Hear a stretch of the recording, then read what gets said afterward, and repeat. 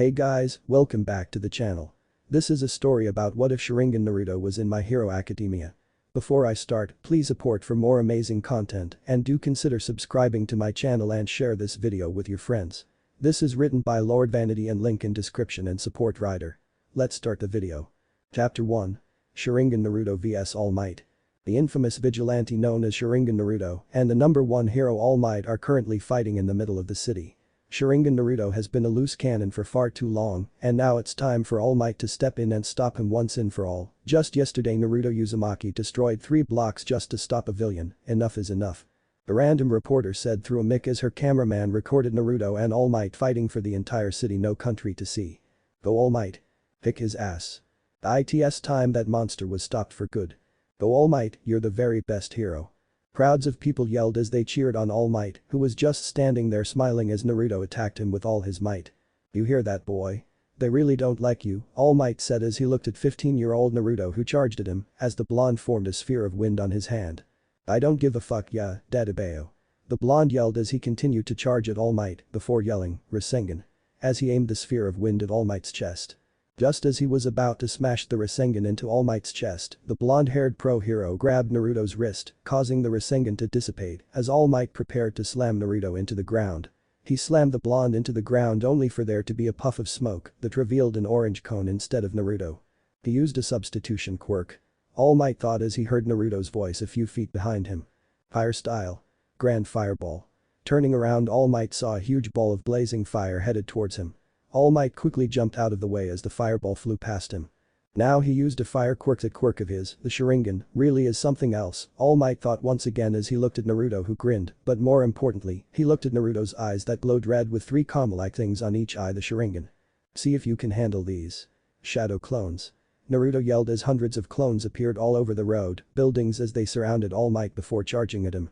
It's no surprise that you've managed to defeat other pro-heroes, All Might said as he dodged an incoming kick from one Naruto clone. With those eyes of yours, you can easily copy quirks and use them whenever you want, which is very handy. However, my vigilante All Might kicked a Naruto clone as he swung his fist at another Naruto clone. I will defeat you today. He said with a smile on his face as his fist smashed into the Naruto clone's face. There was a powerful gust of wind that swept through the area as his fist collided with the clone, destroying every single clone in the area, only leaving Naruto who was gasping for air as he stared at All Might with sparkly eyes. That was so cool. He fanboyed before shaking his head. Now was not the time to be a fanboy. Have enough. All Might continued to say, his sexy smile not leaving that sexy face. No homo. Haha, Naruto laughed weakly. I can still keep going, he stated confidently while thinking, man, what a bitch, I was enjoying my day, but then All Might decides to pop out of nowhere and that damn media recording everything, trying to make me look like a bad guy. I'm a damn hero, sure not a pro hero, and I don't have a hero license, but I don't need one of those to be a hero. Demiture, I'm always causing destruction and pulling pranks. Yeah, I'm not the nicest guy out there because these people treat me like trash, but that doesn't mean I'm a bad guy, he continued to think. There's no way I can defeat All Might. He lost this fight before it even started, but I got one last trick up my sleeve. He finished thinking as he stared at All Might, a huge shit-eating grin plastered on his whiskered face. What is he plotting now? All Might thought, not liking the mischievous look on Naruto's face. Do you know how it feels when your own power is used against you? Naruto asked All Might. This question caused All Might's eyes to widen while he started speaking. You don't mean. Naruto interrupted him while nodded, I can copy every single quirk in existence, and that includes yours, so get ready to have a taste of your own punch. The blonde yelled happily as he charged at All Might while he yelled, Detroit Smash. Shit. What the fuck? This quirk is damaging my body. My entire arm hurts, everything hurts. Ag. Naruto yelled in his head as he ignored the pain and continued charging at All Might. All Might was frozen in shock for a split second before he too yelled, Detroit Smash. Both fists collided against each other and then Naruto saw complete and utter darkness. How unbelievable. The fight between All Might and Sharingan Naruto just ended. The entire block was destroyed as Sharingan Naruto copied All Might's quirk and used it against All Might. This boy, this demon is a danger to us all. That quirk of his is too dangerous and overpowered. Just look at the destruction just caused. All because he was able to copy All Might's quirk. Whatever the case is, Naruto Uzumaki is now unconscious and being transported to a hospital as we just received news that every bone in his body broke. After that the Hero Council will decide his fate. Want to know his fate? Don't change the channel and stay tuned to find out. To be continued. Chapter 2. The fate of Naruto Uzumaki. Naruto found himself in a large white room with a huge theater-sized TV on one of the walls. In the middle of the room there was a long table with around 20 or so chairs around the table. Most chairs were already occupied by pro-heroes, some familiar to the blonde and some not. Yes, Naruto Uzumaki was now on trial. The heroes staring back at him were there to decide his fate. Yep, it was the Hero Council, they enforced hero laws, decided the fate of captured villains, and all that good shit, you know. It was pretty damn amusing. 4 days had passed since his epic fight with All Might. 4 days ago Naruto's ass got kicked by the greatest hero ever. 4 days ago every bone in his body had been broken and All Might's entire arm had broken, but luckily that woman, what was her name? Ah, yes, Recovery Girl. Luckily for him Recovery Girl had kissed him and boom, he was healed. Apparently, she had healed All Might's broken arm as well. All Might, who also was in the room. Note to self. Copy Recovery Girl's quirk, Naruto thought as he lazily looked at the heroes in front of him. Oh, besides Naruto stood the underground hero Racehead, a man with the ability to cancel out quirks. He was cancelling out Naruto's quirk just in case. Not like the blonde would dare try anything now. He was in a room filled with high-ranked pro-heroes, including All Might. Sure, the blonde had fought pro-heroes before, all from strong to weak, but the most he ever fought at once was 3. He knew he'd probably get his ass kicked if he tried fighting around 20 high-ranked pro-heroes, not to mention that All Might was fucking there. And the entire building was surrounded by heroes, like geez. Before this trial shit starts, I'd like to say something, Naruto spoke up, as every hero looked at him seriously. He then said 2 simple words, I'm innocent. No, you're fucking not. Roared half the heroes in the room in union, causing a wave of air to hit Naruto's entire body as his hair waved around wildly. The blonde only waved his right hand up and down, a few inches away from his nose as he spoke. I got 2 more words for you. Toothbrush, he finished as he made an over-exaggerated disgusted face. There was a few growls and mutters before All Might spoke up. Now that young Naruto is here, let's begin, shall we? He smiled radiantly before saying, you may sit down, Naruto. He motioned the blonde to sit down. The blonde didn't need to be told twice and he sat down. All Might then pulled out a remote control and he turned on the large TV in the room, showing a video of Naruto fighting a villain while completely naked. Heh, the blonde chuckled, I remember that. Yes, and as you can see, fighting a villain while naked is not admired. The news covered this story for 2 weeks, saying you should be arrested for indecent sexual exposure. One of the heroes snapped at the blonde, who continued grinning. What? Arrested just for having a weapon of mass distraction and destruction in between my legs? Don't blame me, blame good genes. Naruto grinned cheekily before saying, in my defense, I wouldn't have fought that villain while naked if it wasn't for a certain prick that burned my clothes up earlier that day. The blonde continued as he glared at Endeavor, who was sitting a few feet away. I was trying to turn you to ash, but don't worry kid, next time I won't fail. The flame hero snapped at the blonde while he clenched his fists. Endeavor, whatever did I do to you, huh? The blonde taunted, clearly knowing the answer. You insolent brat, you dare taunt the great me? I'll cook you like a fish right now. Endeavor snapped once again as the temperature in the room rose. Hum at me, I'll take you on again. The blonde snapped back. Ahem, let's just continue, All Might said seriously, causing Endeavor and Naruto to shut up while the room temperature went back to normal. The symbol of peace changed the clip, and now everyone in the room was watching a slideshow of beat-up pro-heroes that had been sent to the hospital by Naruto. These are all pro-heroes that you've sent to the hospital for brutally beating them up. One of them even ended up almost dying, since you beat him within an inch of his life. This alone could get you in prison for 10 years, the symbol of peace said in a serious tone. Once again, in my defense, those were all pro-heroes that went after me. Since they kept coming after me, I figured I wasn't being brutal enough, the blonde said in a serious tone. After I beat up that last guy within an inch of his life, most pro-heroes stopped coming after me except you, and well, here we are, the blonde stated while looking at the slideshow. They were going after you because you're a damn criminal, you villain. One hero yelled while getting up and glaring at the blonde. The blonde growled at the hero, me a villain? Fuck no. I'm a hero, you got that? Like it or not, you're a villain, young Naruto, All Might said while sighing. Going out and doing heroic deeds using your quirk is against the law, unless you have a hero license. On top of that, you've caused billions of damages, you've hurt thousands of people, while selfishly fighting with no regard for human life or properties. You've put countless of pro-heroes in the hospital, and on top of that you've looted them in the process. You are no different from a villain. Which is why people hate and fear you. A poll came out recently, and 96% of the population wants you dead or rotting in a prison for life, the #1 hero of all time stated while looking at a semi-dejected Naruto. They feared me and hated me way before this, so I frankly don't give a fuck, believe it. The blonde said while giving All Might a shit-eating grin.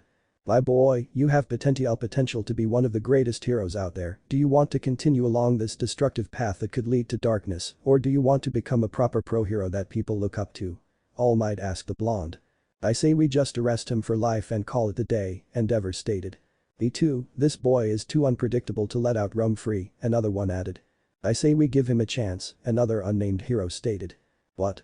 Another chance? The blonde's eyes widened.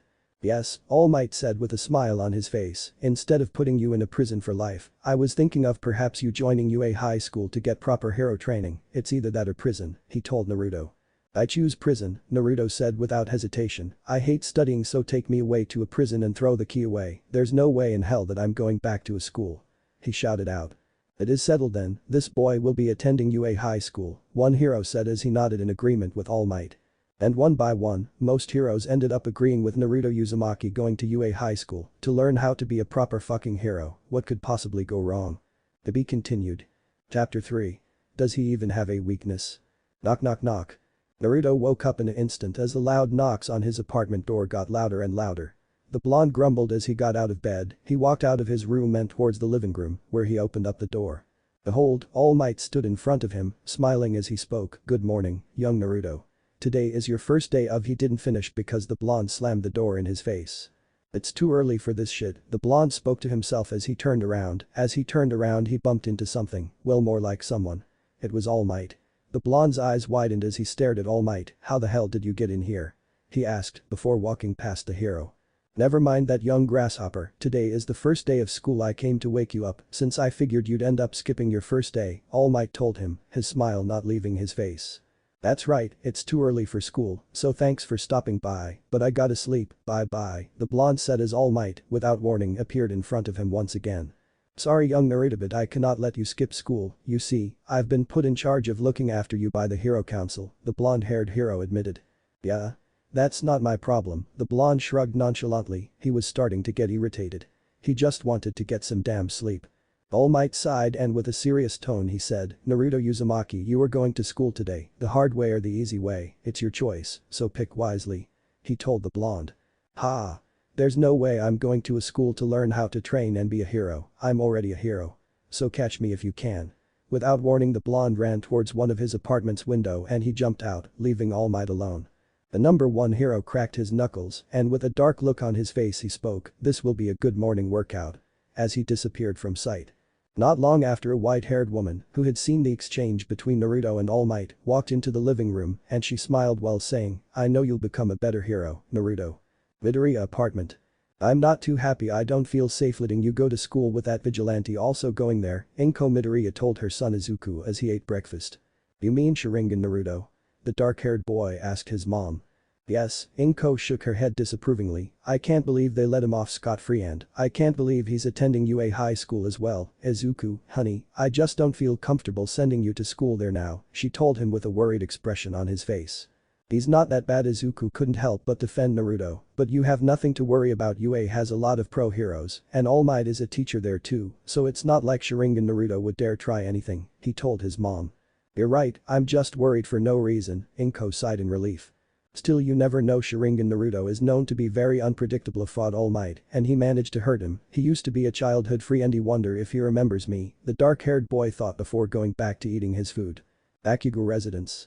Nothing started Katsuki Bakugo's day like a good workout, he had currently finished doing 100 push-ups and now he was changing for his first day of school. That bastard Sharingan Naruto will be attending UA as well that fucker pisses me off, I hope I end up bumping into him I'll kick his ass, the red-eyed boy said in rage. Now you're wondering why Katsuki was salty about Naruto, well, he was salty because the blonde-haired vigilante had practically saved his life 10 months ago. Let's cue the flashback, shall we? Deku you fucker, why are you trying to save me? I don't need to be saved by a quirkless loser. Katsuki yelled in rage as he watched Deku pull back on the slimy sludge monster that had wrapped itself around Katsuki. Explosions were heard as Bakugo tried to set himself free, but nothing worked against the sludge monster who only laughed, hahaha. With your quirk I'll be unstoppable once I take over you. The monster continued to say. Hakken, don't worry, I'll set you free. Izuku could only say, but he froze as the sludge monster yelled, oh, how cute, he's trying to save you, I'll kill him in front of you. The sludge monster grinned as part of his sludge took the shape of an arrow before it hardened. The arrow-shaped sludge then headed for Izuku who could only stare at it in horror. It was his end. Suddenly, a new voice was heard. Oi, oi, heroes don't have time to stand there shocked, it'll only get you or others killed, haven't you watched anime before? Whenever a character gets shocked and doesn't move, others end up getting hurt. Quirkless people shouldn't try to play hero, Sharingan Naruto said as he appeared before the sludge monster. He grabbed Izuku by his neck and threw him 10 feet back before he could get hurt. That's Sharingan and Naruto. The sludge monster stuttered in shock before yelling in rage, "You killed my brother. You've come to finish me off." Naruto picked one of his ears with his pinky as he casually said, "Yeah, your brother tried taking over me and I couldn't let him live after that. Did you miss him?" "Well, it doesn't matter cause you're about to be reunited with him," the blonde stated as he grabbed Katsuki by his neck. With a powerful pull, he pulled the red-eyed boy out of the sludge monster before throwing him back. Katsuki landed next to Izuku with a loud thud as he stared at Naruto, who tilted his head back. "Kakin, you call those explosions? I'll show you an explosion," he finished saying. The sludge monster lunged himself at Naruto while yelling, "You freed him, but don't worry, I'll just take over you, bwahaha." The sludge monster laughed as he wrapped itself around Naruto. Before anything else could happen, there was a huge explosion that made Katsuki and Izuku fly backwards as the explosion destroyed half the block. Just thinking about that day made Bakugo even angrier. How dare Naruto look down on him like that? How dare him mock his explosion? Show dare he copy his quirk Katsuki would show him. Believe it. One by one students arrived to their assigned classroom 1, and one by one the class filled up with students who chatted and talked amongst themselves. Izuku talked to Iida Tenya, who had introduced himself, and he talked with Achako Uraraka who he had met during the entrance exam. "I'm so excited, today is our first day," she told Iida and Izuku as she pumped her fist excitedly. "Yes, I wonder what we will be doing today," Iida said as he nodded his head. Before Izuku could say anything, All Might walked into the room. "Excuse me, everyone, but I brought along young Naruto who got lost on his way here." All Might laughed sheepishly. "Whoa, it's All Might. He's here too. I knew he was a teacher here now, but I did not expect to see him so early." Some of the students said in awe as they stared at the greatest hero of all time. He was carrying Naruto, who was slumped over his shoulder. The blonde was tied up with rope and his mouth was taped up with silver tape. All Might dropped the blonde into the ground. Now Uzumaki, it's your first day, so try not to get into too much trouble, and as for the rest of you, welcome to UA High," All Might said before running out of the room. As All Might ran out of the room, Naruto's entire body burst into flames. The flames burned off the tape and rope as the blonde yelled, "Damn it. Next time you won't catch me so easily." He yelled in annoyance as his classmates stared at him. That's Sharingan Naruto. Why is he still in pajamas? I can't believe he was able to hurt All Might. Yeah, me too, he's mad powerful and on top of that he's our classmate. The blonde ignored the whispers as he walked towards a random empty desk. He sat down and looked around in annoyance. He really didn't want to be in school. Hell, when was the last time he even ended up going to school? When he was around 12 years old. He especially didn't need to go to no hero school. You can't just simply teach someone to be a hero. Being a hero came from the heart. The blonde sighed, and it was then that a blonde-haired red-eyed boy walked up to his desk. He slammed his fist on Naruto's desk, causing a mini explosion as he glared at the blonde. "Fight me, you cat-looking fuck," Katsuki demanded as he continued glaring at him. "Hey, why?" the blonde asked him. "To show you I'm way better than you," Bakugo said as a smirk spread across his face. "I'll show you, Naruto. I'm stronger now," he continued to say. Naruto blinked as he looked at Katsuki. "When we were kids I beat you in our fights all the time, what's the score?" "I know you took score, right?" the blonde said as he smirked. Bakugo gritted his teeth and he clenched his fists. "Don't get shy on me, spit it out," the blonde said while smirking. "Fuck that shit," the red-eyed boy yelled at Naruto. "Just having you know that I'll kick your ass soon," he declared to the blonde before storming off. The blonde shrugged his shoulders as he continued looking around the classroom. This time, he spotted Izuku. The blonde and Izuku ended up making eye contact. And Naruto smiled at him while Izuku looked away with embarrassment. What was that about? And out of thin air their teacher appeared out of anywhere. "I'm your homeroom teacher Izawa Shouda, pleasure meeting you all," he said in a bored tone as he looked around the classroom. "If you're here to fool around and not take your hero career seriously, then do us all a favor and leave my class. The rest of you put these on and shove off to the PE field," he finished saying as he showed them a blue suit with the letters U and A in white. 15 minutes later, once everyone was changed into their PE clothes, they met up with Izawa in the PE field where he got straight to the point.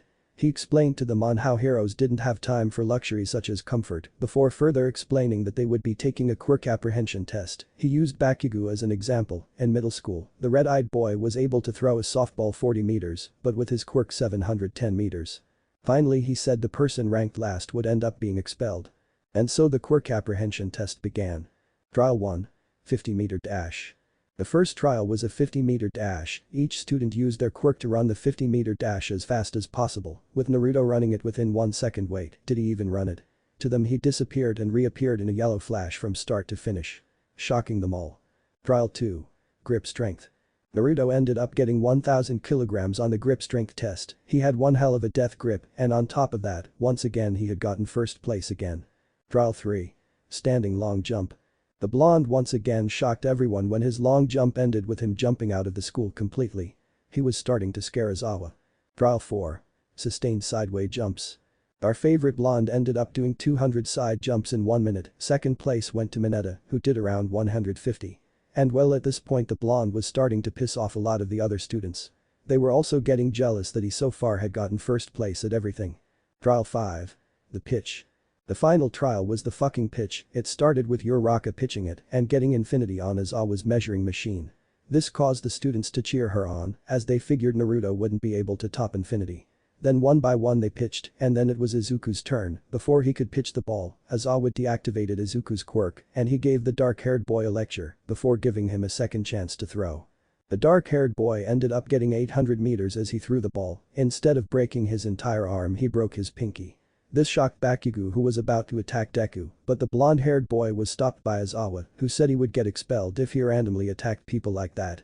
Finally, it was Naruto's turn. The blonde stood at the center of the circle on the ground as he looked up at the sky. The other students spoke amongst themselves as they waited for the throw.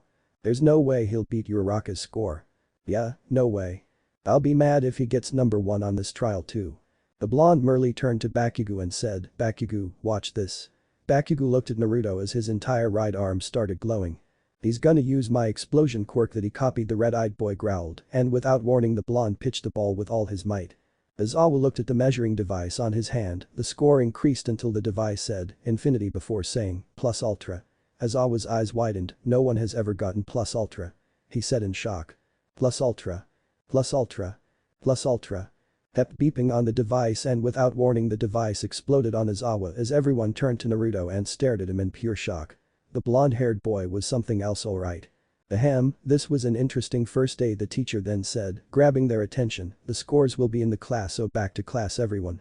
"Oh, and Izuku, I'll give you a doctor's note to head over to the nurse's office," he said, while Izuku nodded slowly. As they walked back to class, Aizawa could only stare at Naruto while thinking, that boy's quirk Sharingan is fearsome. I have heard of myths and stories of past quirk users having similar eye power sping, able to copy unlimited amount of quirks and being able to use different types of quirks for different situations. That's how he was able to get first place. Does this boy even have a weakness? He could only think as he continued walking. To be continued. Chapter 4. The Battle of Trials.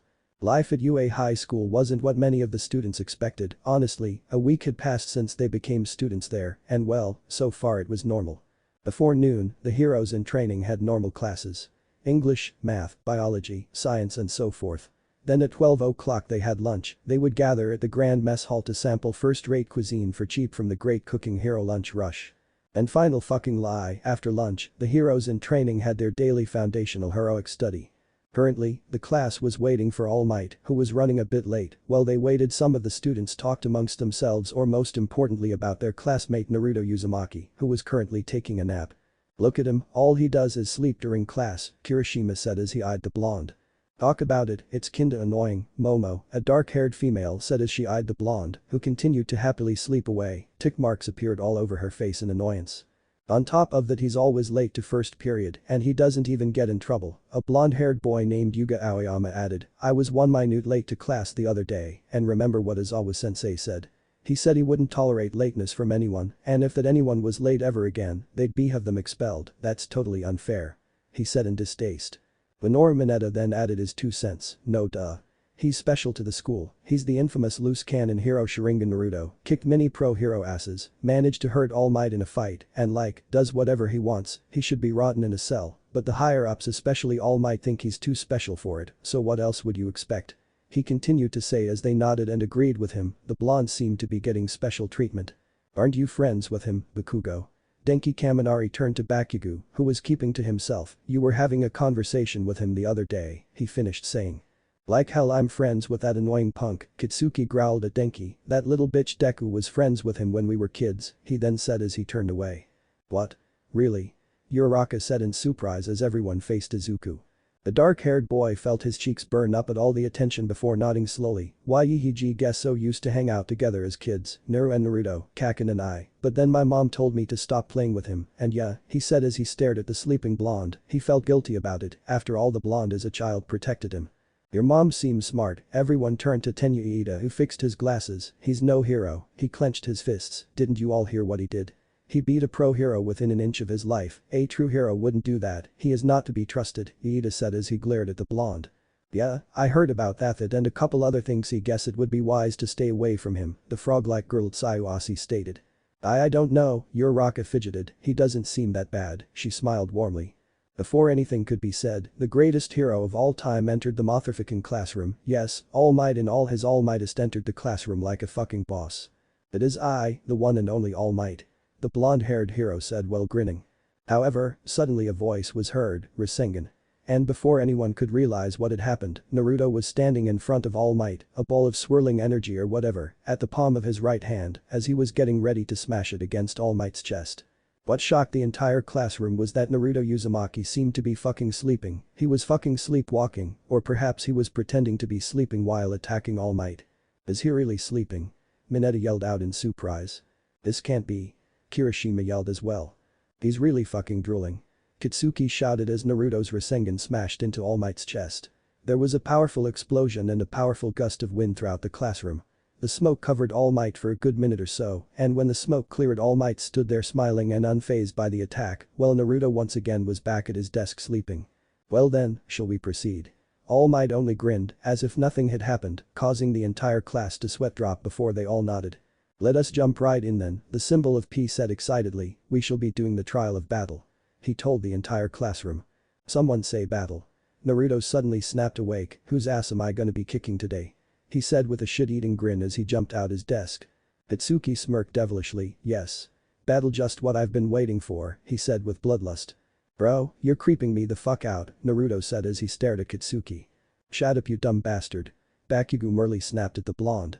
All Might nodded at Naruto. Yes, young Naruto, the first battle of the classroom, and to go along with it, we have prepared the gear each and every one of you requested so that it matches your QUIRK dollar, he continued saying as the walls in the classroom opened up to reveal their hero gear.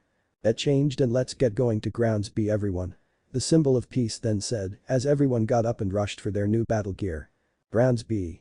After getting ready, everyone stood in front of All Might inside of Grounds B. It was basically a recreational city, one of the ones that was used during the entrance exam. They all looked at each other's costumes as they looked around.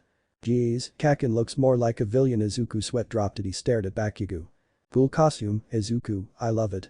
Uraraka said as she smiled at Izuku before turning to Naruto who was blankly staring into space. Yours is pretty cool too, Naruto. She smiled at the blonde who didn't even glance at her. Yeah, thank you, he said as he blankly stared into space. He seemed to be lost in his thoughts. If you ask me, his costume looks exactly like One Punch Man's, Mineta said as he looked at Naruto's hero costume. His costume was a plain yellow jumpsuit with a short zipper at the collar, along with a black belt with a round golden buckle at the center, followed by red gloves that go 3/4 up to his forearms, with a pair of red boots that also go up 3/4 of his shins. At last, his costume is finished by a white cape that is secured to his shoulders with black circular fasteners. Naruto grinned at him. That's because it is pretty cool, huh? He continued grinning. Before Mineta could say anything, All Might spoke at last. Listen up, this will be an indoor battle trial. In fact, it will be inside the building behind me, he finished as the student stared at the building behind him. It was a huge building around 10 stories tall. All Might then started speaking once again. Villain cleanup is usually seen out in the open, but statistically speaking, most acts of villainy are committed indoors. He paused for a couple seconds before saying, most villains lurk in the Shidoso. For this test, you'll be separated into villain and hero groups for a 2-on-2 team battle. He finished saying. The questions then came in. So how will the winner be determined? Momo questioned All Might. Bakugo laughed darkly. Is it okay if I just blast my enemy into fucking pieces? He continued as a dark smirk spread across his face. Is there a threat of explosion if we fail? Uraraka raised her hand while saying. If we are separated into groups, what's the best way to do so? Iida asked. Maybe I shouldn't have skipped breakfast. Naruto spoke to himself. I'm hungrier than a vegan zombie during Ramadan, he said as his stomach grumbled. I can't hear you all very well, so let's just get to it, hahaha. All Might laughed as he proceeded to take out a paper, which he began reading out from for this exercise. The villains are tasked with guarding a nuclear weapon they plan on deploying. The objective of the hero group is to stop their evil scheme before it's too late. If the heroes capture the villains or reach the nuke before time runs out, then they win. If the villains manage to capture the heroes or hold on to the nuke before time runs out, then they'll be the winners, he said with a huge grin. Sounds fairly simple. Deku said while nodding. Now, your teammates and opponents will be chosen by lottery. Say what? Is that really how? Iida yelled out. All Might nodded, yes young Iida. And then he said, by the way, one team will end up with 3, because usually the class has an even amount of students, but currently we have 21 students, he stated as they nodded. But that said they were placed in random teams. Our favorite blonde-haired hero ended up on Team D with Bakugo and Iida. The blonde was pretty indifferent about it, but Bakugo seemed upset because he was hoping to go against either Naruto or Deku, and Iida also didn't seem to like the idea of working with Naruto, but you know, a hero gotta do what a hero gotta do. Now that we have our teams, let us see who will be going first. All Might stated as he stood in front of 2 boxes. He put each hand inside the 2 boxes and he pulled out 2 balls with letters. They were Team A and Team D, pair will be heroes and pair D the villains. He yelled. Oi, what is this shit? I'm a villain. I don't want to be a villain. Naruto yelled out. Why not? You're more fit to be a villain, trash, Iida said bluntly. Boy, what the fuck did you say? Naruto turned to Iida. You heard me, Iida glared coldly at him. Naruto, this is just an All Might began, but Naruto cut him off. It may be only be exercise, but a hero must always be a hero, even during an exercise. When I was a kid, I used to play the game Villains and Heroes or Capture the Villains. And I was always a hero, cause a hero must always be a hero, believe it. The blonde said while pumping his fist. All Might blinked, young Naruto, you're still a villain for this exercise, so you better get to it. Villains can head into the building. You get a 5-minute head start to get to the nuke. After the 5 minutes are up the heroes can head up inside the building. The rest of us will be watching from the surveillance room, All Might told the entire class. The battle of trials had officially started. How would Sharingan Naruto do on this exercise? To be continued. Chapter 5. The most unpredictable hero. So I guess we have to defend this thing, Iida managed to say as he looked at a rocket-looking nuke, almost as fat or if not fatter than Kim Jong-un himself. The trio of Naruto, Bakugo and Iida who were Team D and playing the role of villains, were finally in the room with the nuke they were meant to protect. DCH, Bakugo only looked annoyed. Forget about that shit, I'm going after that bitch-made fucker Deku, he said with a scowl plastered on his face. That fucking nerd had a quirk the whole time and he didn't tell me he was trying to fool me this entire time. The red-eyed boy growled. Naruto placed one of his arms around Bakugo's shoulder, like if they were buddies, while smirking. You always did have a thing for Izuku, so you're going after him. He said mockingly. What is it to you if I am? Katsuki snapped at the blonde. You're lucky you're on my team or I'd be going after you, he finished saying. You're welcome to come at me right now, the blonde-haired boy shrugged his shoulders. You're not worth my time right now, I'm going after that fucking nerd, Bakugo merely said as he started storming off. Well, I hope you have some good healthcare, because you're gonna get fucked up, the blonde said cheerfully as Bakugo stopped walking. What? Did you say? The Baron of Explodo Kills turned to Naruto, giving him a very menacing look, one Naruto yawned at with no fucks to give. Oh, your loud explosions have caused you to become incapable of hearing very good, well, let me say it louder. You're gonna get fucked up. The blonde yelled at Bakugo, well, you might not if Izuku holds back, which he probably will, he continued to say as rubbed his chin. Bakugo stormed towards Naruto, and he grabbed him by his hero costume while standing face to face with him. What's that supposed to mean? You think I'm some weakling? Deku ain't no match for me, you got that? He snapped at the blonde. Whoa, damn, dude your breath reeks like shit the blonde only said. Fuck off. Katsuki shoved the blonde back before turning around and storming off. After that the room got pretty quiet. Naruto crouched on the ground looking bored and depressed while Iida stood beside the nuke guarding it while once in a while glaring at the blonde. Naruto at this point figured Iida didn't like him so he decided to just ignore him. My heart really isn't into this the blonde mumbled to himself as he looked at the ground. The blonde really didn't want to be a villain even if it was an exercise. He crouched there looking all depressed and shit until he realized he didn't have to be a villain. Well, fuck this shit. I ain't gonna be no villain. The blonde yelled as he stood up, there's no way Naruto Uzumaki will ever be a villain, not even during a training exercise, I'm a hero dammit. The blonde said out loud as he turned to Iida. Iida looked at the blonde who laughed sheepishly, I don't know how to say this, so I'll just be blunt. I'm turning on you and becoming a hero. The blonde chirped happily. Doesn't surprise me, you seem like the type of guy who turned on his own, Iida merely said as he got into a fighting stance. Boy, what's that supposed to mean? The blonde blinked. You probably already know this, but I really don't like you, Iida said while glaring at the blonde. Yeah, Naruto only shrugged his shoulders while thinking, I probably don't even need to use my sharingan to fight this dude, Dadabeo. He grinned from ear to ear as he faced Iida who decided to do the first move. I can't let him near the nuke so I'll have to push him backwards. Iida thought as he got ready. Using his quirk engine Iida powered up the engines in his claves, and in the blink of an eye he appeared in front of Naruto, take this. Iida yelled as he swung his fist at Naruto's face. The blonde quickly grabbed Iida's fist, causing the four-eyed hero to look at the blonde in surprise. I always use speed to my advantage, there's no way he should be this quick, his reflexes are top-notch, he continued to think as Naruto tightly held on to him. The blonde smirked, if speed is all you have going for you then there's no way you can stop me, the blonde told him as he kicked Tenya's stomach as he let go of him. Tenya gasped out as he flew backwards, he was about to crash into the nuke, but he stopped himself. Tenya didn't have enough time to think because without warning, the blonde shot out a huge fireball out of his mouth, the blazing fireball headed right for Tenya who jumped out of the way, again he used a quirk to run towards Naruto. Once again, he appeared in front of the blonde, this time he threw a barrel of punches at the blonde's face, but the blonde-haired hero swiftly dodged each punch. That last one was so close, try harder next time the blonde taunted Tenya as he grabbed Tenya by his neck and without holding back he smashed Iida into the ground, causing a small crater to form around Tenya, who groaned in pain as he struggled to get up. The blonde then walked past Iida and towards the nuke, if I touch the nuke this will be all over, right? Us heroes will win. He said as he happily danced towards the nuke. Actually, since you're originally a villain, if you touch it then nothing will happen. All Might told the blonde through his earpiece, causing the blonde to stop dancing. What? But I'm a hero. I switched over. The blonde yelled out. It doesn't work like that young Naruto, All Might continued to say. What do you mean it doesn't work like that? Villains switch over to the hero side all the time in manga and in anime, even in movies. Don't fuck with me. The blonde continued to yell. It's just the way it is, you're a villain for this exercise, All Might said before cutting off. Fuck this shit, the blonde growled, I don't care, yeah, I don't care so what if it doesn't matter that I can't touch the nuke, I'll just defeat Tenya and Bakugo to pave a way for the heroes, yeah, I'll be the heroic villain, believe it. The blonde said as he turned to Tenya who was getting up.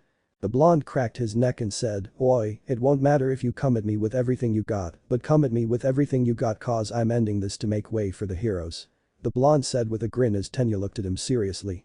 Then before anything could be done or said Tenya yelled out, Reciprobrr, but before he could even finish his attack name, Naruto appeared in front of him while quickly shouting out, Rasengan.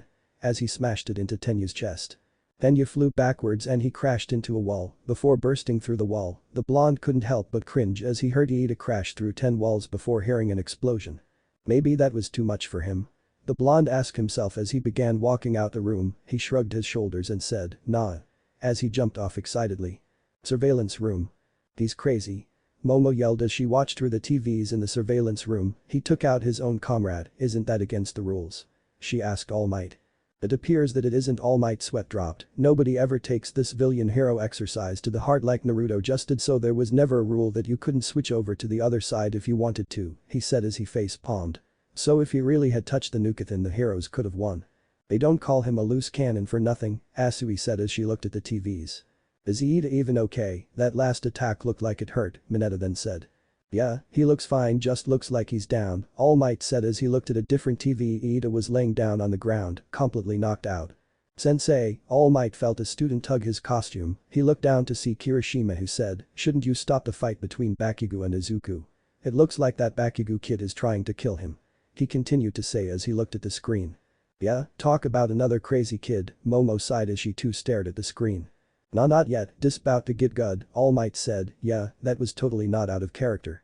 But Izuku and Bakugo. For a while now Bakugo had been fighting Deku, they had exchanged a couple blows here and there, with Bakugo mostly destroying Izuku, before the dark-haired boy ran off like a coward. But now Bakugo was ready to finish off Izuku off. Bakugan Naruto, turned on Usha's going after you Bakugo suddenly heard Iida say on his earpiece, followed by a huge explosion as he looked at Deku who was cowering in fear. Heh, Bakugo couldn't help but laugh excitedly, so that fucker is coming for me, perfect, I'll kick his ass after I kill you.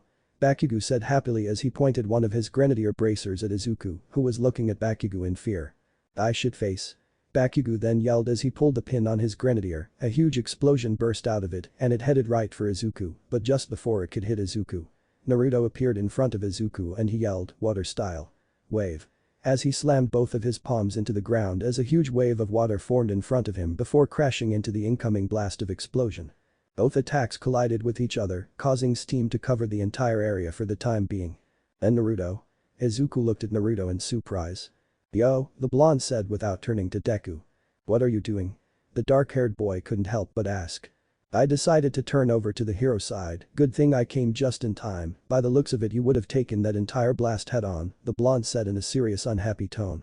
"Either way, why don't you head over to the nuke, I took down Tenya, so it should be right open for you." He finished. "The beauty have to be the one to fight Bakugo, I want to show him I'm not afraid anymore," the dark-haired boy told the blonde. "So there's no way I'm running away," he said with determination. Naruto turned around and he looked at Izuku as tears flowed down his cheeks. "That was beautiful, you're truly changing Izuku, when I grow up I want to be just like you," he continued to say as he wiped his eyes and cheeks, "but there's no way I can let you fight him, the readers expect a fight between Bakugo and I, so go to sleep," the blonde said as he punched Deku's stomach, causing the dark-haired boy to fall to his knees. What the heck, the dark-haired boy managed to say. "Everything will be okay, just sleep," the blonde said once again as he pulled out a baseball bat, then he smashed it into Deku's face, causing the dark-haired boy to go unconscious. The steam finally cleared and it showed Bakugo 15 feet away from Naruto who looked back at him. Bakugo grinned darkly, "Looks like you're eager to head to the emergency room." "As if I hate hospitals," the blonde said while looking at Bakugo with his sharingan. "Whatever, just come at me with everything." Bakugo didn't finish because the blonde was already in front of him, explosive punch. The blonde shouted as he punched the red-eyed boy's face with an explosive fist. There was a loud explosion and Bakugo flew backwards before crashing into a wall, creating cracks on the wall behind him, but before the Baron of Explodo kills do anything Naruto appeared in front of him again. "If I went all out on you, you'd end up dead," the blonde said in a serious tone, his sharingan staring at Bakugo with nothing short of coldness. The blonde's right foot then glowed and he yelled, "Explosive kick." As he brutally kicked Bakugo's stomach, the red-eyed boy coughed out stomach liquids as he broke through the wall behind him before crashing into another room. He rolled through the room before crashing into a wall, stopping him. "Don't look down on me, punk, there's no way I'd die," Katsuki yelled as he looked at Naruto who entered the room through the broken wall. "You're below me, when you're at the top the only thing you can do is stare at the flies buzzing underneath you," the blonde taunted the red-eyed boy before saying, "Doesn't matter how powerful you think you are, you're still too weak to land a hit on me," the blonde mocked him. "Motherfucker, I'll kill you." Bakugo yelled in rage as he flew towards Naruto using his quirk. In the blink of an eye he stood before the blonde, he swung his right arm, and Naruto watched as the red-eyed boy was getting ready to slam his fist into his face. The blue-eyed blonde however was way quicker than Bakugo and quickly ducked. Bakugo quickly looked down at the crouching blonde, he was about to attack the crouching blonde, but the blonde quickly delivered a powerful blow to Katsuki's stomach. There was a loud explosion, and Bakugo flew backwards once again, however, this time before he could crash into a wall, he used his quirk as booster, and this time he jumped off of the wall and flew towards Naruto. "Stop looking down on me, stop using the explosion quirk, you know damn well that I'm immune to explosions, stop playing with me, bitch." Bakugo yelled as he flew towards the nonchalant Uzumaki. "I will when you get stronger," the blonde said casually, "I don't want to accidentally kill you, I'm already seen as a villain, I don't want to fuck up my reputation anymore," he continued to say casually. "BRRR, fuck you fuckface, fucker." Katsuki growled at him as he once again appeared in front of the blonde, but this time he used his quirk to fly 10 feet above the blonde, while in mid-air, he pulled the pin on his grenadier while grinning, "Die fucker." A huge blast of explosive power headed for the blonde who looked at it with a bored expression. "I'll show you a true explosion," the blonde grinned as his entire right arm glowed completely red, he then swung his entire arm while yelling, "Explosive blazing wave." As he released a powerful wave of explosions that overpowered Bakugo's attack, but not only that the huge wave pushed Katsuki way up into the air, he crashed through the ceiling and into the room above. He didn't just stop there though. He continued to crash through ceiling after ceiling until at last he burst through the building's roof before at last landing on the roof, facing the sky. In a yellow flash, Naruto stood over Katsuki who growled, "I will not fucking lose to you." He continued to say as he struggled to get up a bit.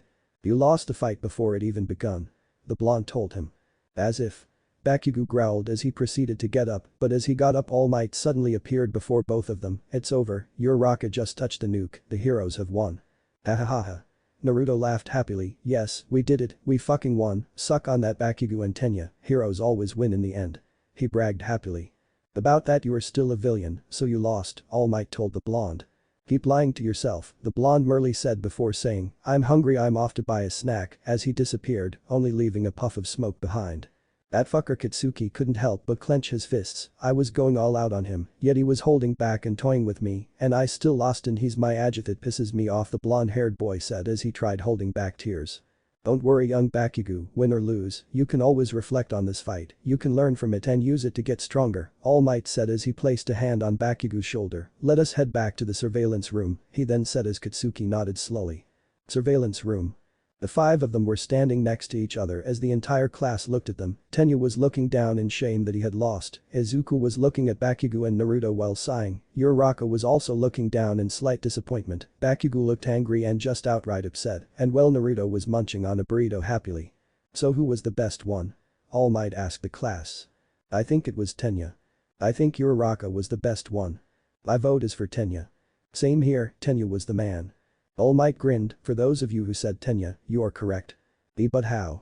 Tenya looked at the class in shock. I lost the fight. Well, who knows why? All Might asked the class once again. I do, Momo raised her hand. All Might gave her a nod and she continued. Tenya adapted to the situation the most. Even when Naruto turned, he attacked Naruto first in order to get him as far away from the nuke. He acted like villain until the end. Bakugo's behavior was done out of personal grudges, so there's no way he did good. Same goes for Izuku. He was trying to prove something to Bakugo. Uraraka did the best out of those two, but that's only because there was nothing else to do for her. Just touched the nucleusly Naruto, he was a loose cannon, he betrayed his comrades, he attacked Tenya, then went after Bakugo, he attacked Izuku, then he proceeded to fight Bakugo, while destroying a lot of the building, she explained to the class. Bingo. All Might gave her a thumbs up, that is correct. Keep this in mind, young heroes, so that next time you don't make such mistakes, All Might told the five of them before saying, let us continue with the exercise. Everyone nodded in agreement. After the exercise, Bakugo decided to head home as he was too unhappy to continue for the day. It was while he was heading out of the school that Deku shouted after him. Haken, where are you going? He heard Deku say. The red-eyed boy stopped walking and he turned his head slightly to the side. I'm going home, you damn nerd, what the fuck do you want? The blonde-haired boy growled. Earlier when we fought you said I had tricked you and that I had a quirk all this time. The dark-haired boy looked at the ground. The truth is, well, my mom doesn't know this, but my quirk is a borrowed power. It's a quirk someone gave to me, and the reason I didn't use it during the exercise was because I can't control it yet. It's too powerful, so yeah, the dark-haired boy stated.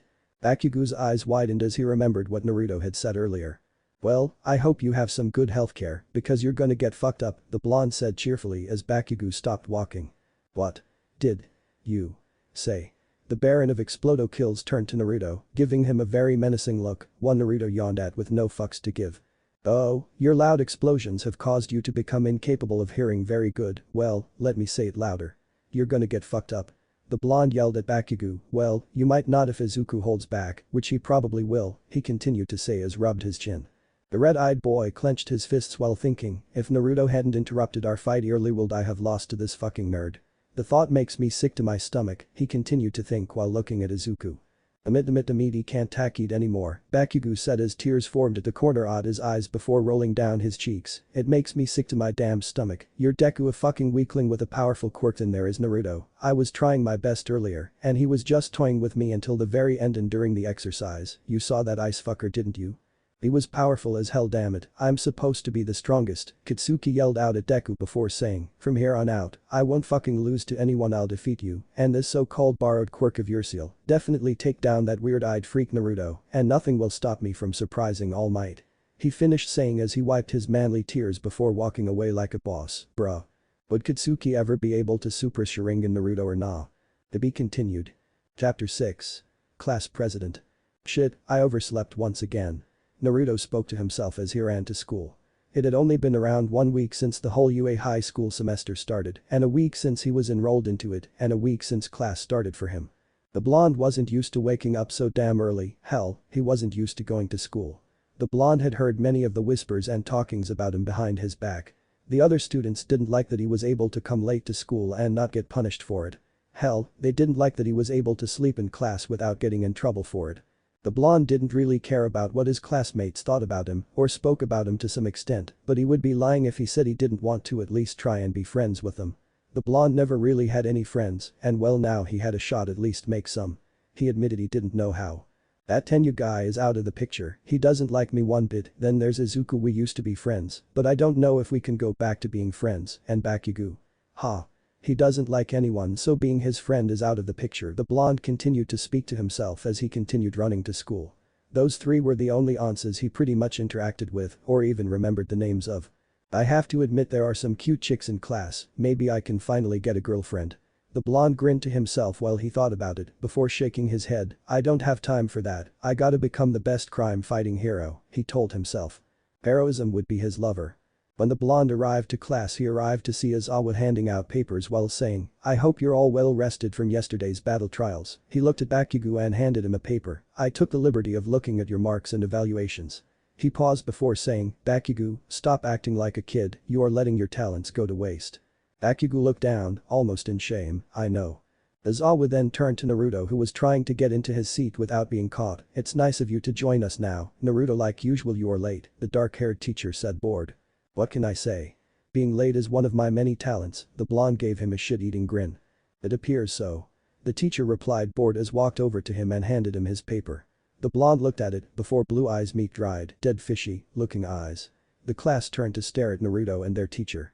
Aizawa had given each and every one of them a piece of his mind on what he thought about their marks and evaluations. It was now Naruto's turn. What would their teacher say about him? "You need to stop being a loose cannon," Aizawa told him. "People look up to heroes and they trust us because we are consistent, we transparent, we don't go around doing random, unpredictable things." Switching over to the hero side was really stupid. "Tell me, Naruto, would you ever switch over to the villain side in the middle of a fight?" The teacher asked him. "What kind of question is that?" The blonde asked him. "Of course not."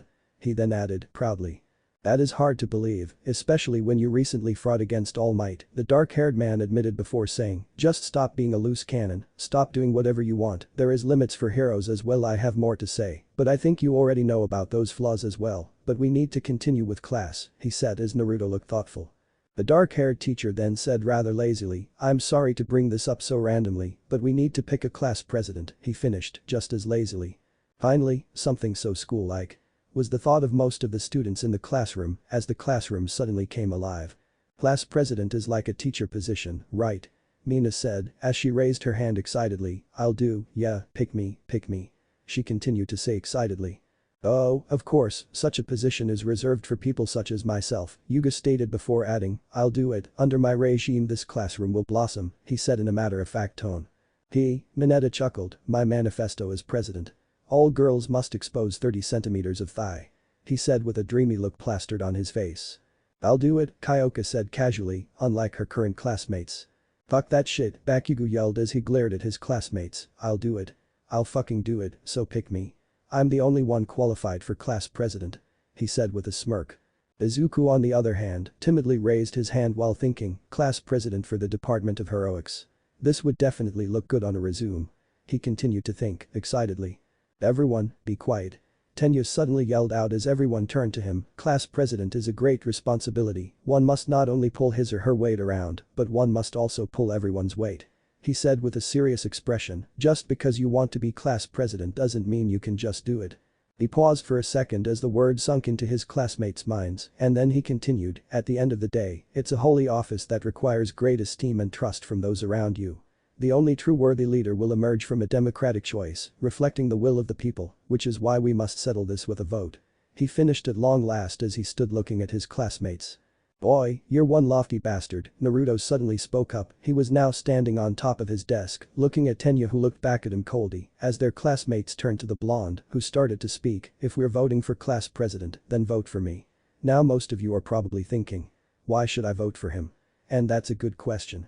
You should vote for me so that I may prove you wrong. I know most of you probably don't trust me or even like me, but at the end of the day I'm like you all. I want to be the best hero, I want to be helpful, I want to serve, and I believe I can help you become the best damn heroes out there, so I would really appreciate it if you voted for me, thank you." The blonde smiled before sitting down.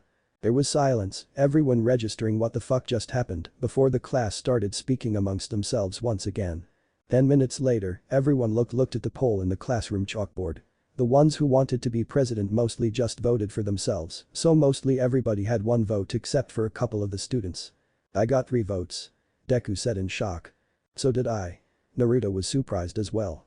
How even Tenya stared at the board in surprise. The blonde-haired hero got 3 votes and him who gave that baddest speech got 0 votes. Tenya couldn't help but not like the results. Was Naruto even sincere with his speech? Tenya didn't trust the blonde one bit, so he really wasn't happy. I got 3, 2, Momo looked at the board, her arm crossed in front of her. Damn it, Tenya said besides her, you're cooler than me, huh? You wanted the job so badly, yet you voted for somebody else. Momo asked him, surprised. Tenya was about to speak, but Kitsuki yelled before he could, who the fuck voted for Deku? You gotta be fucking shitting me.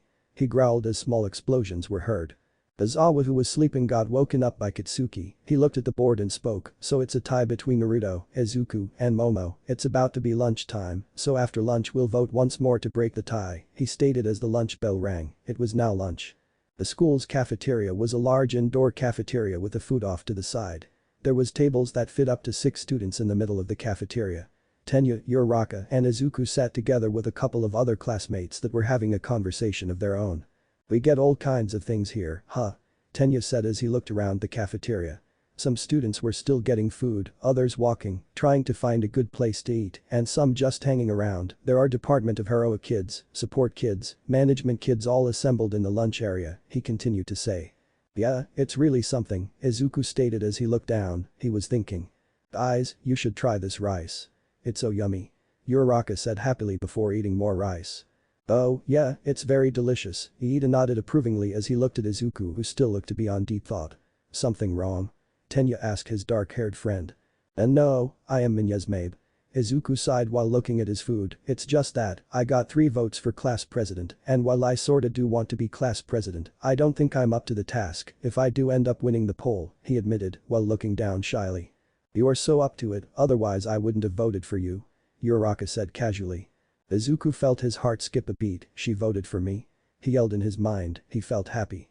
If you do become president, you'll do good, Tenya said in a matter-of-fact tone. I voted for you as well, you got the guts and the judgment when it counts, he stated. Didn't you want to be president as well, though? Uraraka turned to Tenya, you got the whole look down, and all too, she said bluntly. Like I said earlier, just because I want to be class president doesn't mean I'm qualified in the end, I simply did what I felt was right, he told his friends. You know, you're so cool and proper, Izuku couldn't help but say. Yeah? Uraraka shook her head, I might be wrong, but are you from an upper high-class family? I get this vibe that you are, the brown-haired girl stated. I don't like talking about such things, Tenya told his friends, but I suppose sooner or later I have to, so yes, I'm from the great Iida family that has been doing heroics for generations now, in fact, I'm currently the 2nd son. He said and then asked, have either of you heard of Turbo Hero Ingenium? Yes. Izuku said with excitement, he's that super popular hero whose Tokyo office has hired up to 65 sidekicks. The same hero that got defeated by Sharingan Naruto. Izuku continued to say, but only to realize that he fucked up. The atmosphere suddenly changed. Tenya looked dead serious, in fact, the air around him turned cold, and then he sighed, yes that hero, he is my big brother, he told Izuku and Uraraka. I'm sorry. Izuku apologized, he had upset Iida. Don't be, Tenya said, you were merely stating facts, my big brother did get defeated by Naruto. Is that why you don't like him? Uraraka asked. Yes, part of the reason, Tenya admitted, I will defeat him someday for my brother, he said with determination, he's not fit to be a hero, he breaks the rules and does as he pleases, he then said as he clenched his fists. Before either Izuku or Uraraka could say anything, a loud nuclear alarm type siren was heard as an automatic speaker said, security level 3 has been breached. Students, please evacuate now. What's a security level 3? Tenya asked a random student. It means someone infiltrated the school, we are screwed, this hasn't happened in 3 years. We need to get out of here. The random student yelled as people started to panic. The students were about to run out in herds, but Naruto's voice stopped them in their tracks. Oi, oi, it's a false alarm, hahaha. The blonde laughed, the food here tastes like horseshit, so I ordered a pizza a while back, the pizza guy just called me, and I told him to just hop over the gates, shoulda seen your faces, heh. The blonde laughed as he stood up, now pardon me while I go get my pizza, he smirked as he started walking away. Such an annoying guy, I still can't believe they let him join the school, one student said as the panic faded away. Yeah. He should get suspended for this. Another added. Oh well, lunch is about to end, might as well head back to class, one said as he stood up. Minutes later, Tenya, Uraraka and Izuku were walking back to class. On their way to class they still heard students talking bad about Naruto, and that's when Iida looked out the window of one of the halls, and to his surprise the teachers were dealing with the media who had entered the school. Wait, did Naruto lie? Uraraka asked surprised. So the whole infiltration thing wasn't about pizza, but about the media somehow getting into the school. Izuku said in surprise. Naruto, he then trailed off. Then you was really surprised, he lied just to stop the panic. How did he know the media got into the school? Does he have a censor-type quirk in his arsenal of quirks? Yes, that must be it. He ended up lying just to stop the panic. If he hadn't done that, the mass panic would have caused pure chaos. He was able to think ahead of it all, and in the end he saved the day. Sure, he lied, but still, was I wrong about you, Naruto Uzumaki? Maybe, perhaps, I need to give you a chance to prove yourself, Tenya thought as they walked back to class. A while later, when everyone was back in class including Izawa, who was busy handling the reporters earlier. Their teacher was in front of the class and spoke. It appears we have a tie with Momo, Naruto and Izuku. How do you want to settle this? With another vote or with rock paper scissors? We need to hurry this up, we aren't getting any younger, the dark-haired teacher said. Izuku stood up and spoke. Hi, some of you voted for me, but I don't think I'm suited for class president. Earlier, I was inspired by Naruto's little speech, and I think we should give him a chance to prove himself, so my vote goes to Naruto, he said with a smile on his face, as he stared at the blonde who looked at him with wide eyes. Then you sighed and stood up. I vote for him as well. I suppose I'd ought to give him a chance. Same here, Uraraka raised her hand. Let's give him a chance. In the end, Naruto Uzumaki ended up becoming class president and Momo vice president. Would the blonde-haired vigilante be able to prove himself or not? To be continued. Chapter 7. Trial of Rescue. A couple days had passed since Naruto was chosen as class president, and nothing much had happened since then, until now. The students in training were currently in their afternoon class with our favorite teacher Izawa Sensei, who like always looked like a depressed hobo. Sensei, what will we doing today? Mineta asked, his hand raised. I hope it involves the girls getting naked. Heh, he giggled shamelessly. We're here to learn how to be better heroes, not shooting a porno. Izuku yelled in his mind as he sweat dropped at the short boy's remark while the female students glared at him. Izawa didn't look amused and like usual in his bored tone spoke. It was decided that you will be supervised by a 3-man team comprising of myself, All Might and somebody else, so what you will be doing today is a trial of rescue that involves each and every one of you being the hero we all need when disasters happen, he finished saying. Trial of rescue, huh? The electricity user Denki spoke up while looking at Mina. Sounds a bit too hard, doesn't it? He asked her. Totally. Mina shook her head. We got this, though. She grinned at him. It may be hard, but that's what being a hero is all about. Kirishima pumped his fist. I'm kinda getting excited, this will totally help us for future events. He stated, happily. Asui, the frog girl, raised her hand. If it involves floods or a water environment, then it is my specialty. Ribbit, she lowered her hand. This is the type of training I need to do in order to become a great hero. I got to do my best. Izuku thought, a determined look plastered on his face. Yeah, don't get ahead of yourself just yet, Izawa told them. He then clicked on a remote controller and the wall off to the side started opening up, revealing their hero costumes. You can use your hero costumes for this exercise if you want to, but it is not necessary because after all some of your costumes aren't adapted for this kind of exercise, he told the class. One last thing, the training area is kind of far from here, so we will get there by bus. That's all, go get ready and I'll meet you outside. The depressed-looking man then walked out. After everyone was done getting dressed, they were outside and walking towards the bus that was waiting for them. While they walked, Chako turned to Izuku and asked, why are you wearing your gym clothes? My hero costume sorta got scattered during the battle training, the dark-haired boy replied, as he remembered facing off Katsuki before Naruto jumped in and saved him. He had to remind. Bakugo, who was listening, ended up in a bad mood. The dark-haired boy had made him remember his so-called fight against Naruto, yeah, the one in which Naruto was toying around with him, not taking him serious. Also, talking about the blonde, Naruto was currently walking in front of him. Wasn't his hero costume different during the battle training exercise? Bakugo thought as he looked at the blonde. Katsuki remembered that Naruto's costume was a plain yellow jumpsuit with a short zipper at the collar, a black belt with a round golden buckle at the center. He also had red gloves, red boots and a white collared cape. But now it was totally different. You changed your costume, Naruto? Mineta suddenly asked the blonde. Your costume during the battle training exercise was the One Punch Man costume, but now you're wearing a batsuit costume. He said in awe as he looked at the blonde's new hero costume.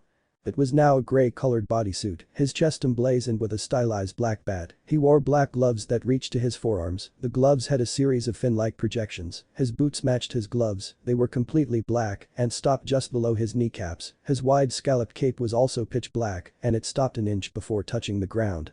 This time the blonde wore a mask. It was a close-fitting cowl mask that covered the upper half of his face. The mask also had bad ear-like projections. In all, he looked very cool in Minetta's eyes. The blonde turned to the short boy. "I look good in it, don't I?" Minetta nodded and asked, "Do you like to cosplay as different heroes?" The blonde shrugged his shoulders. "I suppose, I like wearing different hero costumes." He grinned at the short boy. "It's kinda fun." He then added. Minetta looked at Naruto with some newfound respect, but said nothing as the students now entered the school bus. They all sat in random seats as the bus's engine revved up before the bus driver started driving that shit like he stole it. Number thug life. The bus ride was quiet for the first couple minutes before the frog girl Asui looked at Izuku with her signature blank look and said, "Hi Midoriya." Izuku looked at her in surprise. Hi. Asui." He said nervously. "Call me Tsairatsu," she said with a large smile. "You know, I like to say what's on my mind," the dark-haired frog girl then said. Is that so?" Deku couldn't help but say. "Yes, Ribbit, Asui nodded before continuing. "What's your quirk?" Ribbit might as well get to know each other, since we all will have to work together in the future," she said. Izuku was caught off guard. He couldn't say his quirk was one for all, but he quickly said, "Hey you know, I have an enhancer type quirk." He patted himself mentally because of his quick thinking and reply. "That's cool," Asui said, a black look on her face, again. Yeah," Izuku laughed nervously. "Yeah, it's pretty cool," Kirishima grinned. "I have a hardening type quirk." He showed his classmates his now hardened right hand. "It's good for stuff like push-ups, but I wish it was flashier," he said in slight disappointment.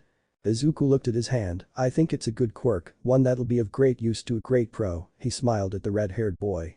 "Pro huh?"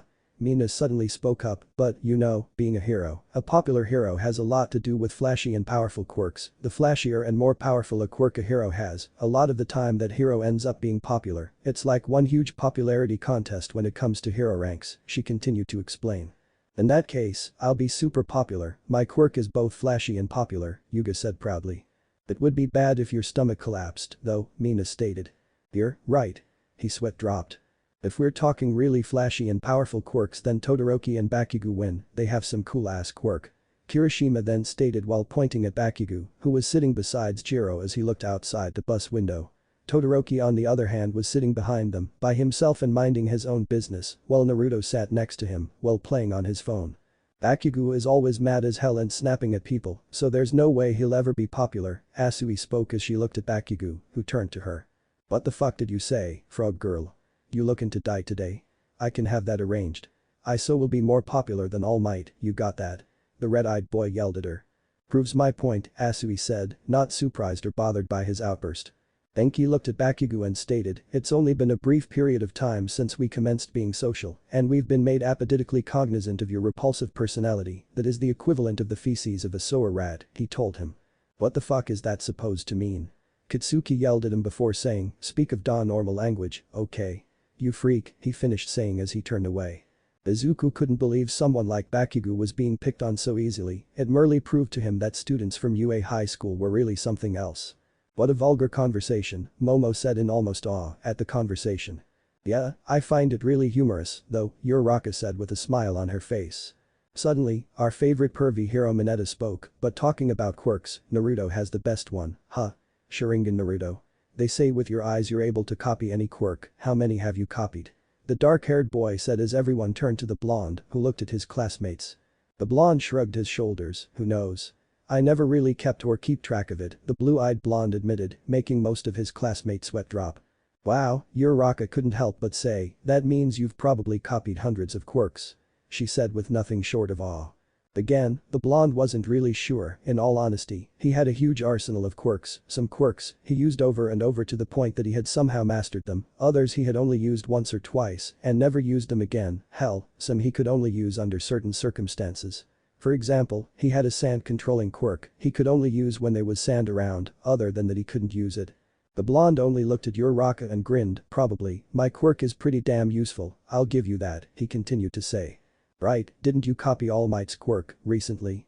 Kirishima then asked the blonde. "We all saw it." "Yeah," Izuku said, while looking thoughtful.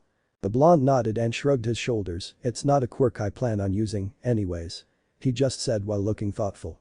When it came to copying quirks, that quirk's drawback also had an effect on the blonde.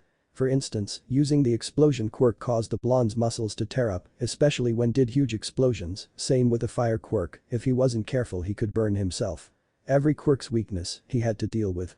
The same thing happened when he used a quirk he copied from All Might, he ended up breaking every bone in his body, and he didn't want to go through that again, plus, Naruto was a huge fan of All Might himself, so he didn't feel worthy enough to use the same quirk as the greatest hero, if that made sense. "Well, we are here," Aizawa suddenly spoke up, "let's get to it," he said as the bus stopped. The students got out of the bus and they headed for the practical training area. As soon as they entered the area, they looked around in awe and shock. "What is this?" "Universal Studio Japan," Naruto said as he looked around. There was flood wrecks, landslides, fires, and even earthquakes, all in one. "This is the unforeseen stimulation joint," a hero in a white astronaut-like suit stated, as the heroes in training turned to him. "It's a practical training area I created to stimulate all kinds of disasters and accidents alike. It's where you'll be training today to learn how to respond and act in certain situations like this," the hero finished saying. "Whoa, that's the awesome hero named 13, Izuku just started fanboying as he watched 13 walk up to Aizawa, and both began whispering to themselves. "They are probably talking about All Might," Naruto, who was on Izuku's left, spoke. Izuku's eyes widened, it was like the blonde was reading his thoughts. "Don't tell me," Izuku started to think, but trailed off as Uraraka spoke. "I've always liked 13, he's a phenomenal hero that saves people," she told the dark-haired boy. "Yeah, he's really awesome," he smiled as he turned, only to realize Naruto was gone.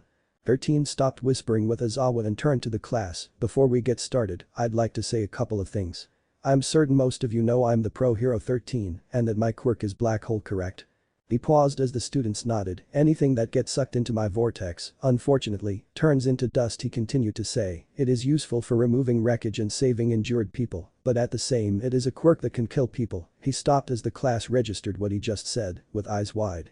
"We all have quirks that can be used to save people or kill people, powers that can hurt people if we are not careful, as you learned in Aizawa-sensei's quirk apprehension test, the strengths and weaknesses of your powers, as well as what happens when two quirks clash with each other during All Might's battle training exercise." 13 continued to speak, before at last saying, "This lesson will serve as a fresh start to learn how to use your quirks for the sake of humanity. Your quirks do not exist to hurt people, but to help and save people." 13 finally finished. There was loud clapping, and everyone turned to Naruto, who had tears rolling down his cheeks. "That was so cool, you are so cool, 13. I'm such a fan from this day forth," he said. 13 chuckled, "Well, if you're a fan I would appreciate it if you were more careful when you're out there doing hero work. When you come save the day my workload triples," he stated. "Will do," Naruto merely said, happily. "Brave. Bravo." Tenya then clapped as well. "Super awesome." Uraraka jumped up and down, excitedly. "Really, super cool and amazing," Deku said, with respect. "Haha. Thank you, thank you." 13 bowed slightly. Aizawa was about to speak, but suddenly, he sensed evil, like the type of evil you sense when you're alone in the middle of the night, listening to satanic music, bruh. The dark-haired teacher turned around, and he looked down at the water fountain, to see a blue and black-colored vortex slowly appearing and opening up, only for a creepy-looking head to stick out. "Huddle together and don't move," Aizawa quickly yelled out, startling the students and causing their eyes to go wide as the teacher said, 13, protect the students." "Wait, what's going on?"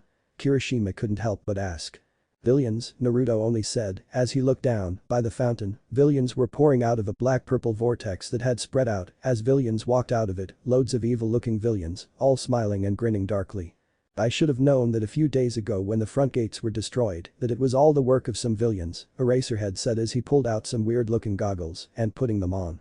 I can't believe it," Izuku stuttered out, as he watched countless of villains pour out. He could sense the danger radiating from them, and he knew those villains weren't afraid to kill a kid or two. "We're gonna die." Mineta suddenly blurted out, as tears threatened to spill from his eyes.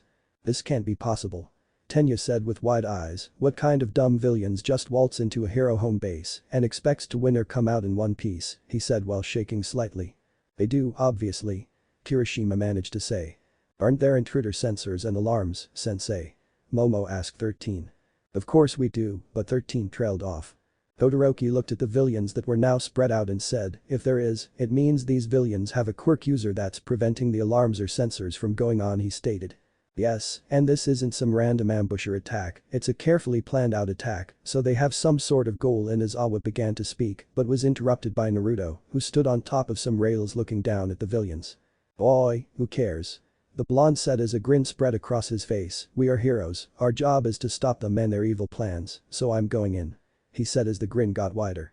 Before anyone could do anything he jumped off of the railings. "I'm stopping you villains for I am justice." The blonde yelled excitedly as he dropped down to the ground. His classmates could only stare in awe, most of them were scared.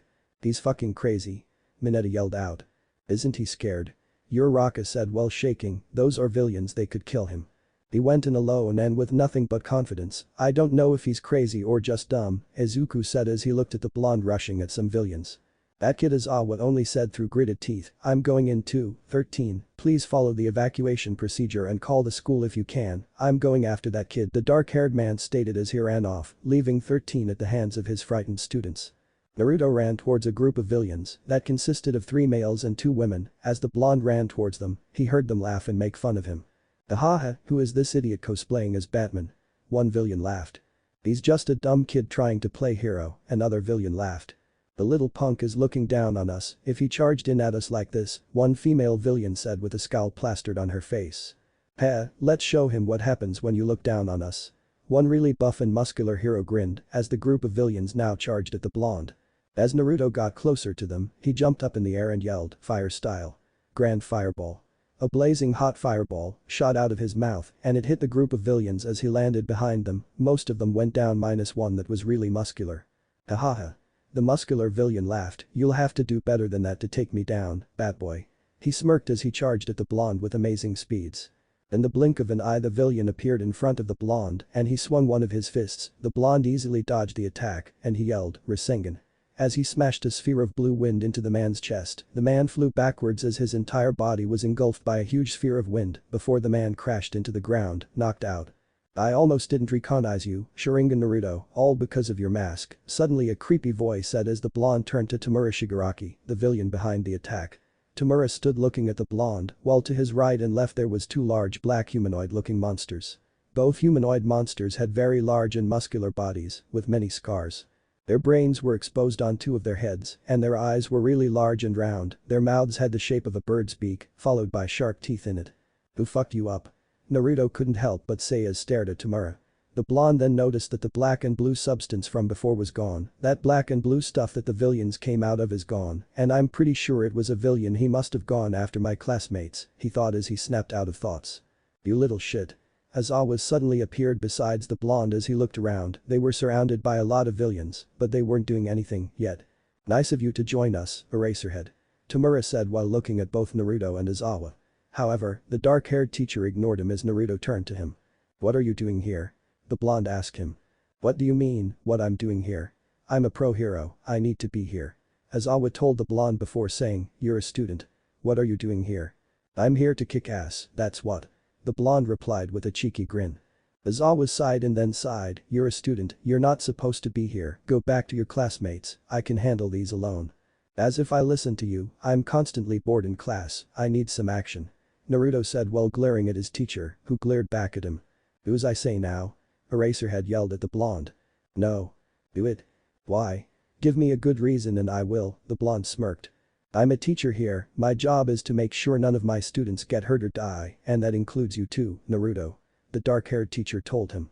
"Oh, that actually made my heart melt," the blonde said as he pulled out a little container. Azawa watched as he brought it up to his eye, and he watched as one tear came out of his left eye and dropped into the container, which the blonde then closed and handed over to him.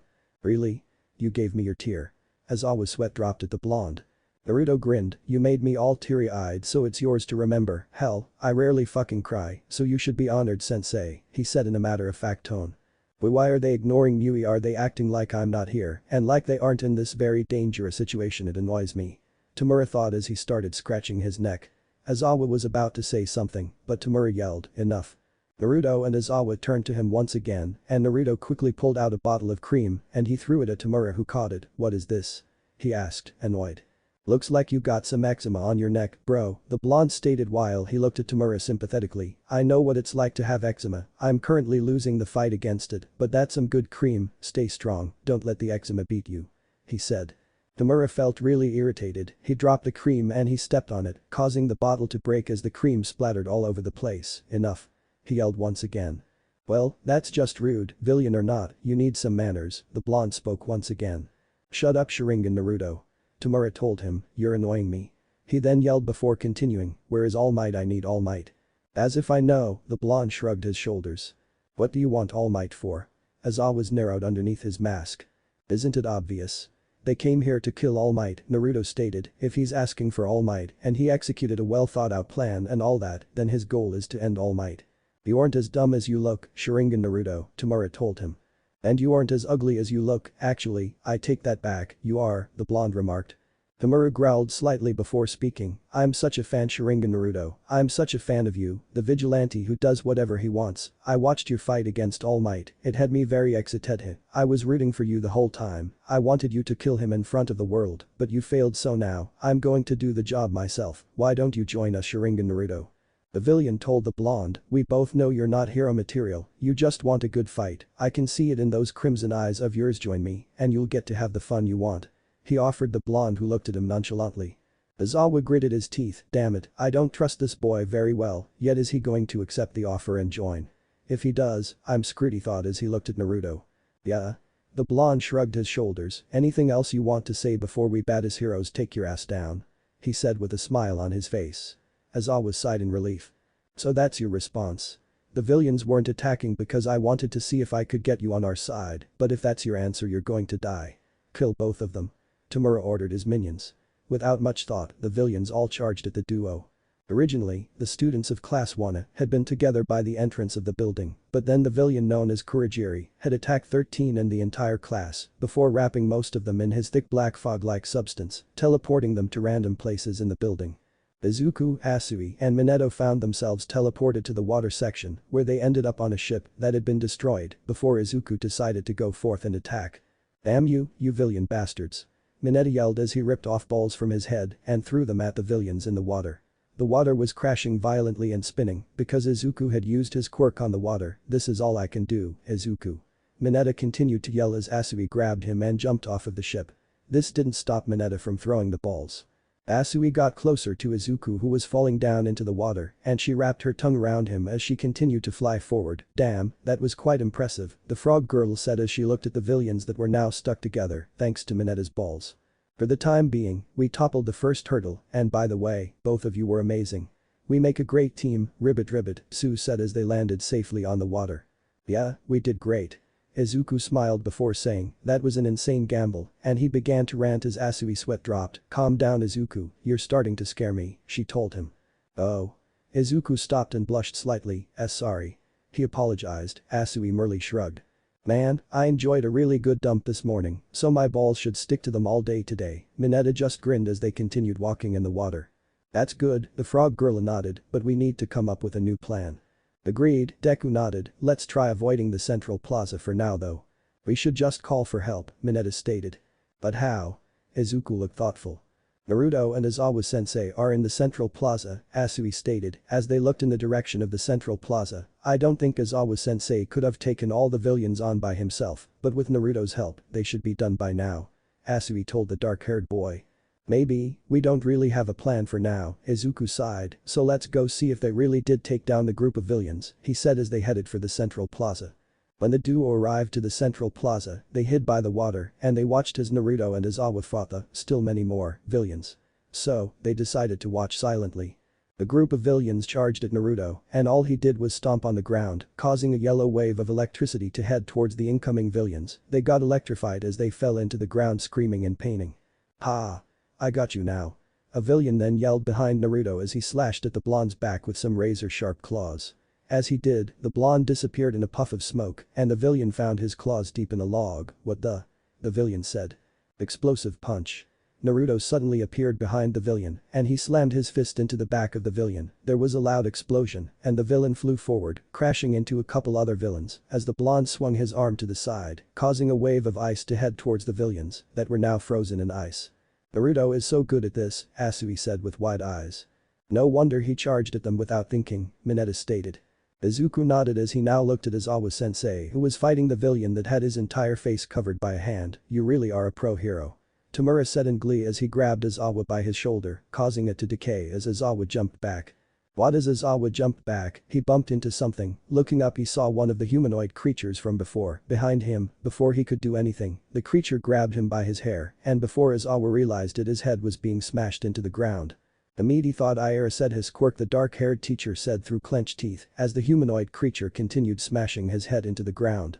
Tamura smirked behind the hand on his face. Oh, when the creature has power that rivals All Might then your quirk becomes useless, Tamura said as Izawa groaned. The creature was now twisting his hand and then a snap was heard, he had broken Eraserhead's arm. Ag. Eraserhead yelled out in pain, causing Naruto, who finished taking care of the last remaining villains, to turn to the dark-haired man. I'm coming. He yelled. No, you're not, Tamura continued smirking underneath his mask, or they die. He pointed at the second humanoid creature who was facing Izuku, Asui and Mineta in the water. The blonde stopped dead in his tracks, a slight scowl on his face as he stared at Izawa, who had part of his arm decayed, his other arm was broken, and his face looked like God had banished him from heaven, and when he landed on Earth, he crashed on his face. Then there was Izuku, Asui and Mineta who were in the water, the second mutant humanoid creature looking down at them, they were frozen in fear. These two creatures are artificial intelligence created to help defeat All Might, Tamura said with a smirk on his face. Well, one was created, last minute, to take you on if you couldn't defeat All Might, then you won't be able to defeat these two Nomu at the same time, Tamura told the blonde. Is that so? Naruto cocked an eyebrow. Tamura growled at the blonde's arrogance, but then he smiled, since you want to play hero so bad, I'll give you the chance of playing it. These two Nomu are going to attack both your teacher and your classmates at the same time, with the intent to kill, and you'll only get the shot at saving one, hahaha. Tamura laughed while Izawa growled. Naruto, for the first time in your life, listen to me. Save Izuku and the others, forget about me. Eraserhead yelled as he looked at Naruto. Hurry up. He continued to yell. Tamura only yelled, twin Nomus kill them both. As both Nomu started to attack. Hurry Naruto, save them. Eraserhead yelled as the Nomu prepared to kill him. There was a yellow flash, and in the blink of an eye, both Nomus were on the ground as Naruto stood 10 feet away from them, he somehow had saved both Izawa and his classmates. The blonde dropped them on the ground and he stared at the Nomu, who were getting up. How? Tamura stuttered in shock, it all happened in the blink of an eye. I'm a hero, baby, Naruto merely grinned, there's no way I'll ever fail to save anyone I want to save. So better luck next time, you freak. He taunted him before turning to Izawa who was being held up by Izuku and Asui. This is really bad, the dark-haired teacher groaned, we need to get out of here, he told them. Then get out of here, Naruto said, as he now stared at the Nomu, who were probably waiting for Tamura's orders. I'll take care of those freaks. Naruto, are you crazy? Izuku looked at him, those Nomu have power that rival All Might, the same All Might that you got defeated by a couple of weeks ago. He yelled at the blonde. So? The blonde said with a grin on his face. Sensei, can't you make him listen to sense? Asui turned to their teacher. Izawa sighed before saying, even if we wanted to get away, we wouldn't be able to, those Nomus would run after us. Naruto go ahead, oh, and try not to die. Izawa sighed before saying, come on, let's get out of here. He ordered the others as they nodded before running off. Good luck, Izuku said as they continued getting away. Nomu kill Sharingan Naruto. Tamura only yelled as the Nomus nodded before disappearing in the blink of a moth-freaking eye.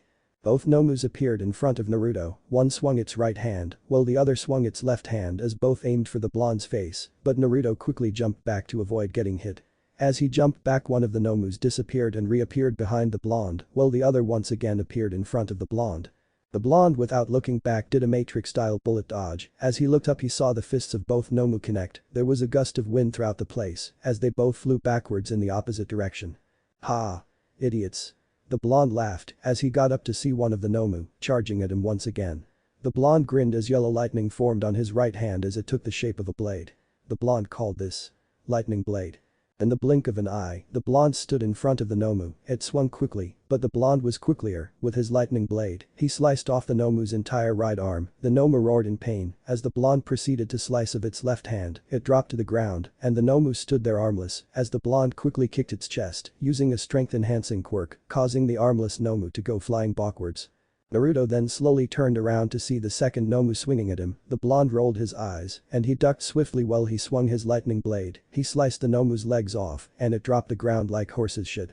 These things aren't so strong, the blonde told himself as he looked at the Nomu, however, his eyes quickly widened when he did the Nomu regenerating faster than a man running home when he receives a text from his horny wife, wanting to be fucked, anally. Well, shit. The blonde said while quickly jumping up into the air while yelling, wind style. Vortex. As he jumped, the other Nomu had appeared behind him, but luckily the blonde had jumped and now a huge vortex of wind shot out of his mouth and it hit both Nomus. They roared as both of them were engulfed by wind that was slicing them up more than a emo slices their wrist with a kitchen knife, bruh. The blonde landed on the ground 10 feet away from Nomu that were on the ground, sliced up. Though they were starting to regenerate real fucking quick. You'll never defeat both Nomus. Tamura yelled at the blonde, not only do they have shock absorption, but they also have quick regeneration. He yelled at the blonde. Please, I can easily destroy both of these fuckers, the blonde said as he picked one of his ears with his pinky. I was actually going to play around until I got bored, but since you're fucking doubting me, I'll show you greater power, believe it. The blonde said as Tamura felt the pressure in the room rise to astronomical heights, steam came out of the ground, and the gravity in the training facility got heavier, almost causing Tamura to drop to the ground. What is this power? Tamura thought as he watched the Nomu shake in fear. Suddenly, everything went back to normal as Naruto yelled, crash stomp. He stomped his right foot into the ground and the entire ground started to crack and fly up into the air as the entire training facility started to shake like there was a 12.9 earthquake. Tamura looked around to see the walls of the training facility cracking and breaking as the glass ceiling broke completely as it started to fall down on them. You fool. You're gonna kill us all. Tamura yelled at the blonde before yelling, Nomu, kill him. In the blink of an eye both Nomus once again appeared in front of the blonde. Crash punch. The blonde yelled as he punched the Nomu in the chest, boom. The Nomu exploded out of existence, the blonde then turned to the other Nomu and yelled, crash headbutt. As he headbutted the Nomu's chest, causing the second Nomu to explode out of existence. The blonde then turned to Tamura, only to see the villain going inside the black-purple mist he had came in from, before completely disappearing. Well, I better get the fuck out of here. The blonde said as he disappeared in a flash of yellow. He then reappeared in front of the now destroyed training facility and his eyes widened as he looked outside. The entire area around the training facility was completely destroyed until as far as the eye could see, in this case really fucking far because Naruto had the sharingan. No, no, no. The blonde said to himself as he ignored the heroes and his classmates before he disappeared in a flash of yellow, only to reappear in front of the school. I'm fucking fucked. The blonde yelled with wide eyes as the blood left his face as he looked at the school. It was completely destroyed, like completely collapsed, the front gates destroyed as well, hell the entire street and block was destroyed, the cars as well. It was his doing, yeah, the media was definitely going to paint him super bad now. Before Naruto could say or do anything, he coughed out blood as he saw darkness. To be continued. Chapter 8. The Aftermath. All Might arrived to the unforeseen stimulation training facility to see it completely destroyed. Hell, All Might was in the main school building when that building started to collapse. On his way to the training facility he noticed the damage done in the campus and outside the campus. Everything within the school campus was knocked down and collapsed. The ground and trees were also destroyed, you could see the ground cracked and wetted. Everything within a 1-mile radius of the school was destroyed as well. This is really troublesome, All Might thought as he clenched his fists. He was angry at himself. If he still had the power he had at his prime, none of this would have happened. On his way to the training facility he bumped into Tenya who told him what had happened. They were attacked and ambushed by some sort of league of villains. Damn it. The symbol of peace thought as he looked at the damage, what kind of powerful villain had a quirk this powerful? Aizawa, how are you? Is everyone okay? All Might asked in a worrisome tone as he stared at the teacher. He actually didn't look too good, in fact, he was leaning on Izuku while Asui and Mineta helped the man not stumble or anything. Oh, I've never been better, Aizawa said sarcastically as he looked around. There was already other pro heroes at the scene, looking through the rumble and damage, trying to find some of the missing class 1 students. Some of the students are currently missing, but most of them are decent, the dark-haired teacher stated. Who could have done something like this? All Might said as he looked around. It was Naruto's doing, Todoroki spoke up as he walked towards All Might. I interrogated some of the villains that attacked us were coming after you, their goal was to kill you, the symbol of peace, by using some sort of artificial humanoid creature named Nomu. They had 2-1 for you and Naruto, and I saw that he used some sort of really powerful quirk to end both of them in an instant, the ice user told All Might, whose eyes widened. Those Nomu creatures also rivaled your strength and power, Aizawa said before stating, as the training center collapsed, we saw Naruto flash out, before flashing away, could it be that boy ran away? The dark-haired teacher asked. All Might just stayed silent. 2 really powerful creatures that rivaled my power. If it wasn't for that boy, would I have died today? In my state, I probably would barely be able to take one on, but 2. He also took them out in an instant. If they did reveal my current power and he took them out, how did that boy lose against me when we fought? All Might thought to himself. All Might snapped out of his thoughts and spoke, "That boy may be a lot of things, but he won't run away, just like that," he said confidently while looking thoughtful. Tamura's safe house. Tamura and his buddy Kurogiri ended up in their safe house, safe. Because they ended up running like little bitches, yeah, wrecked. Damn it. Tamura yelled as he slammed his fist into the wall, we failed to kill all Migged, all because that damn brat Sharingan Naruto All Might never showed up, so instead we had to fight Naruto who killed the Nonu easily. He growled as he continued to smash his fist into the wall. It was to be expected, Kurogiri sighed, Sharingan Naruto is known for being super strong, you didn't even manage to convince him to join us, he's a hero at heart, whether we like it or not hell, even in the underworld that boy is feared rumor has it he used to battle in the arena of death, the villain stated. Damn it, Tamura only growled once again. What should we do, sensei? He only asked as he turned to a blank computer screen. Well, first, it seems we greatly underestimated Sharingan Naruto, since he was defeated by All Might I assumed 2 Nomu would be enough to take him down, but it seems that he played everyone that day, he must be an All Might fanboy, he didn't want to be seen as the villain who took down All Might, so he lost on purpose, the man behind the blank computer screen stated. SMH, Tamura hissed in annoyance. All Might is smart too. It must have been his idea to give Sharingan Naruto a chance, he knew that having Naruto as an ally would serve to be useful, and it worked because if it wasn't for that brat, you would have killed All Might. Sensei said from behind the screen. I hate Sharingan Naruto with a passion. Tamura could only mutter, what should I do? He then asked, while Sharingan Naruto is still around there is nothing I can do. Exactly, don't do anything Sensei told him, lay low for now, try to come up with strategies, maybe try to find out if Sharingan Naruto has a weakness, I will also see what I can do perhaps, create a super ultra Nomu to take care of Naruto. Tamura nodded. Sensei then said, next time we will win, for sure. What plans would they come up with to destroy Naruto? 2 days later. Naruto suddenly snapped awake, his body jerked and he quickly sat up on the bed. The blonde looked around and he realized he was in a hospital. The blonde felt a huge headache hit him and then he felt pulsing pain throughout his body. Holy shit, I feel like a train just hit me. The blonde thought as he looked down at his arm to see twitching uncontrollably as it cramped up on him, I'm never using that quirk again. The blonde thought as he nodded at himself.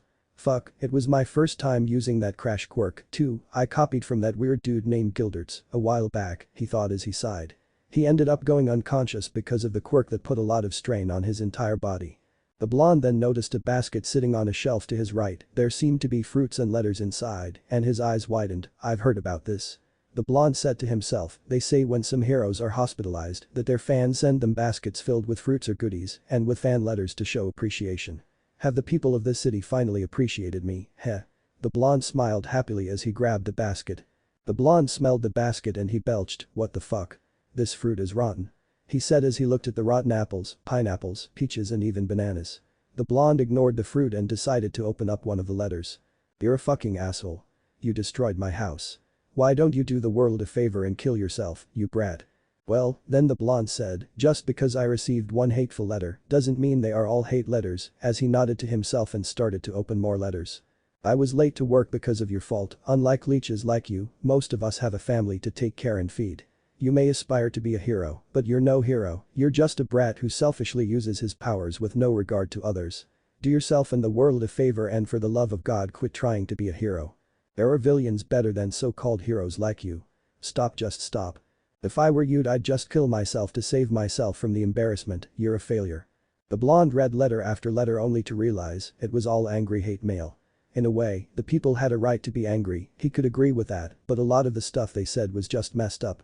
Man, this is really depressing, the blonde sighed as he dropped the basket to the ground. As the basket dropped to the ground, the doorknob to his room turned and the door opened to reveal All Might. Oh, you're already awake, young Naruto. He said with his signature smile. Yeah, the blonde nodded as All Might closed the door behind him, how long was I out? The blonde then asked the greatest hero. All Might looked at the blonde and he could tell the blonde wasn't quite happy, oh, just 2 days. He replied as he looked at the blonde who just nodded. There was a couple seconds of silence before All Might spoke once again, you destroyed the entire school campus and everything within a 1-mile radius, he told the blonde. Yeah, I know, the blonde sighed. All Might was probably going to give him a lecture. Luckily, the time Sage Jiraiya was in the city, so he was able to restore everything to the way it was before it got destroyed. All Might gave the blonde a thumbs up. Wait, for reals? How is that even possible? The blonde's eyes widened. Jiraiya is a retired underground hero. He has a time quirk that is able to speed up or reverse time on non-organic items, so he reversed the time on the things you ended up destroying through. It did take a lot out of him, and he just finished this morning, before once again hitting the road, the blonde-haired pro hero stated. Well, that's really good to know, but tell me, did anyone die? The blonde asked All Might. As far as I'm aware. Nobody died, but a lot of people got hurt, including students from UA, the symbol of peace stated as Naruto sighed in relief. He could deal with people being hurt, but not with the deaths of people because of him. Man, I got too carried away. I knew the crash quirk was a really powerful one, but I didn't know it was going to cause this much damage. Honesty, it was my first time using it. I have loads of really powerful quirks, like yours, but they are hard to master or control, so I don't usually bother with them, the blonde stated as he looked at All Might. I see, the symbol of peace nodded. You may have caused a lot of damage, but you did save Aizawa and some of your classmates. In fact, you may have saved my life, the hero smiled at him. Maybe, the blonde looked thoughtful. I'm such a fan of yours, I don't want to see you dead, yet. The blonde grinned at the symbol of peace. The pro hero gave him a thumbs up and asked, young Naruto, do you remember when we fought and I won? The symbol of peace continued. The blonde cocked an eyebrow, yeah, what's this about? I was wondering, did you hold back on me? The symbol of peace asked bluntly. The blonde stayed silent for a few seconds and then nodded. In some ways, I did hold back and in other ways I did not. Most of the quirks I used against you, I used those quirks to their full potential, and they didn't really hurt you. I didn't use the quirks that could have easily killed or hurt you. I didn't want to accidentally kill you and be known as the villain who killed All Might. The blonde smiled at him. Plus, you're the #1 hero. You're not supposed to lose on camera, ever. He gave the symbol of peace a thumbs up. All Might looked at him and he couldn't help but smile, though what the blonde said next shocked him. Also, you're practically a crippled man, since you have a lot of organs missing in you, and with my sharingan, I can see that your power has declined by a lot, he stated. This boy with those eyes, he can see everything. Izuku told me that young Naruto may know more than he needs to, but has he figured out I transferred my quirk to Izuku? He thought with a worried look on his face. Did I mention I have a mind-reading quirk? The blonde stated. All Might felt the blood drain his face, really? Nah, I'm messing with you, the blonde grinned. I could tell you were thinking something important. Imagine I did have one though. I'd be able to know all your juicy thoughts and secrets. The blonde said with a mischievous look plastered on his face. Ha ha ha ha. All Might only laughed, you got me there. He continued to laugh before saying, the food here isn't too good, you're good, right? We can go out for ramen, my treat. Oh, yeah, I'm always good when it comes to ramen. The blonde said as he excitedly jumped out of bed. All Might gave him a toothy grin, that's the spirit, let's go my boy. As Naruto prepared himself, before both of them walked out of the room. The next day. Izuku was at the dinner table, eating a well-balanced breakfast that his mother made for him. As he ate he was lost in his own thoughts of everything that had happened the last few days. Naruto was like All Might, going forth and charging at the villains with that grin on his face. He was so cool, like wasn't he scared like the rest of us? Ha, of course not. He thought as he took a sip of his orange juice. Then he saved Aizawa-sensei along with me, Tsu, and Mineta. It happened so fast it surprised me. He then even took on both of those creatures. He's really powerful. Izuku thought as he clenched his fists. I thought that we were cool when we took out the villains in the water, but those were just third-rate thugs. Naruto took on the real threat. I need to get stronger myself, the dark-haired boy nodded to himself. Though, the more he thought about Naruto, the more he felt bad for the blonde. The news had talked bad about the blonde non-stop since the League of Villains attacked the school. The news had gone on and on how Naruto destroyed the school and everything around the school. They called him a villain, and at one point they even said he was probably working with the villains and that somehow he was posing as a student at UA to learn of All Might's weaknesses and the weaknesses of the future pro heroes. Talk about fake news, bruh. The dark-haired boy remembered walking around the city and a lot of people were talking about the blonde. They were really angry at him, worried because of him, and they talked about how he was dangerous. The dark-haired boy sighed. The blonde did have his flaws, but he wasn't that bad or even a bad guy himself, right? Izuku was snapped out of his thoughts by his mom. Izuku, honey, you don't have to go to school today if you don't want to, you can take the next few days off, his worried mother told him. The student of All Might shook his head. No, I gotta go, the school shut down since it got destroyed, and we were told to take these couple days off, so I gotta go, the dark-haired boy said. His fat hair, his beautiful mother sighed. I knew you would say that, it's just that I'm really worried, especially because the school was attacked by some villains, and don't remind me you're in the same class as that troublemaker, Naruto. He caused so much destruction, and he hurt a lot of people. What if he had hurt you and accidentally killed you? She asked him.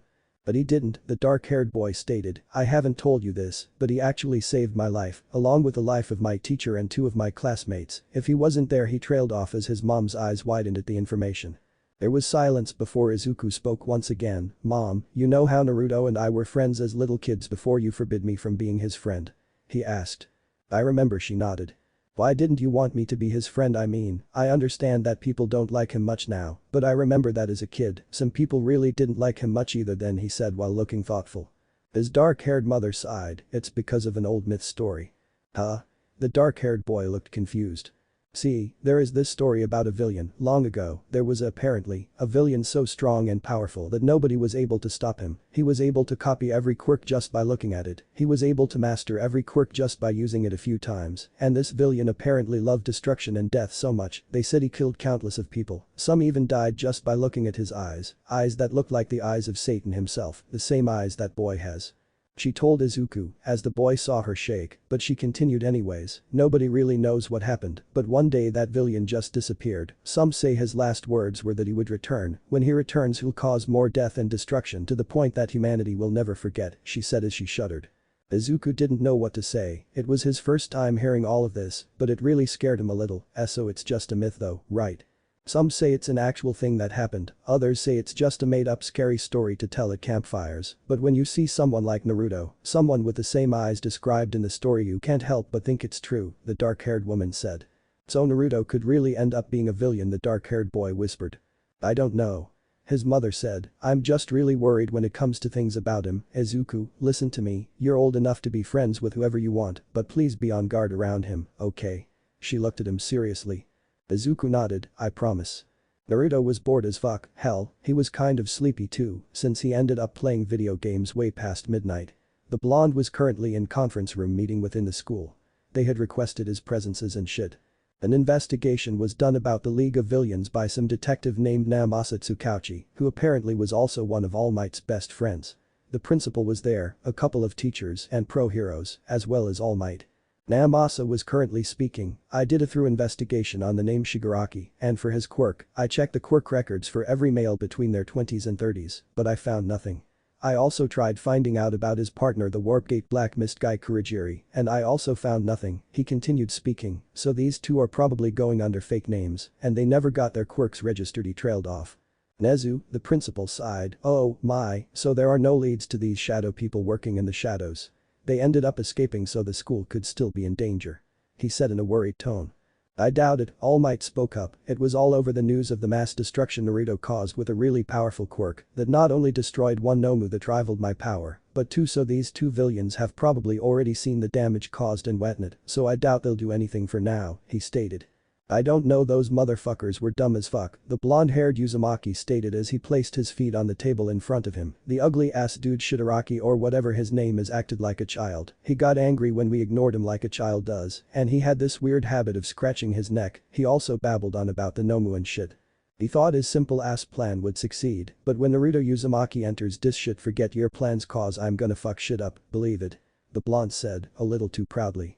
Namasa looked thoughtful. We rounded around 75 villains, and we interrogated them. Most followed him without knowing his plans. Some even said they were drawn in by his childlike innocence and behavior. It's really odd.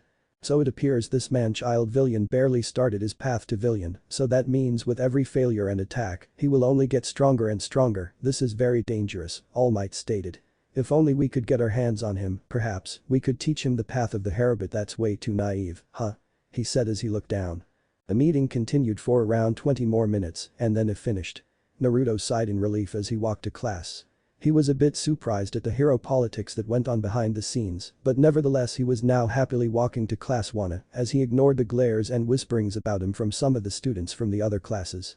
When he arrived to class, the teacher wasn't there, so the students were talking about the villain attack they had experienced and whatnot. Man, I was so scared I almost crapped my pants, Hajiro admitted to the class.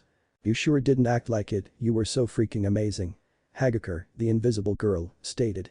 Huh? Where were you? I didn't even see you. Hajiro told her. No duh. She said back then said, I was in the landslide zone, you should have seen Todoroki, he was so strong I was at awe the whole time. She said excitedly. I didn't know that well, it's a good thing I didn't freeze her. Todoroki thought as he sweat dropped. It really was intense, Kirishima admitted while looking down, though, you should have seen Bakugo, he was a straight-up beast in there, I'm glad he's on our side. He grinned. Bakugo merely grunted.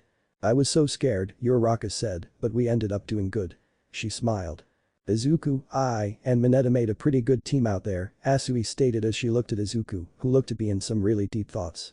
She noticed Naruto and spoke, Naruto, I didn't get to thank you back then, but thank you for saving us, Ribbit, she gave him a large smile. Why yeah, man, I thought we were done for. Mineta said as he ran towards Naruto and hugged him, thank you so much for saving us, I don't care what anyone says about you, you're my hero.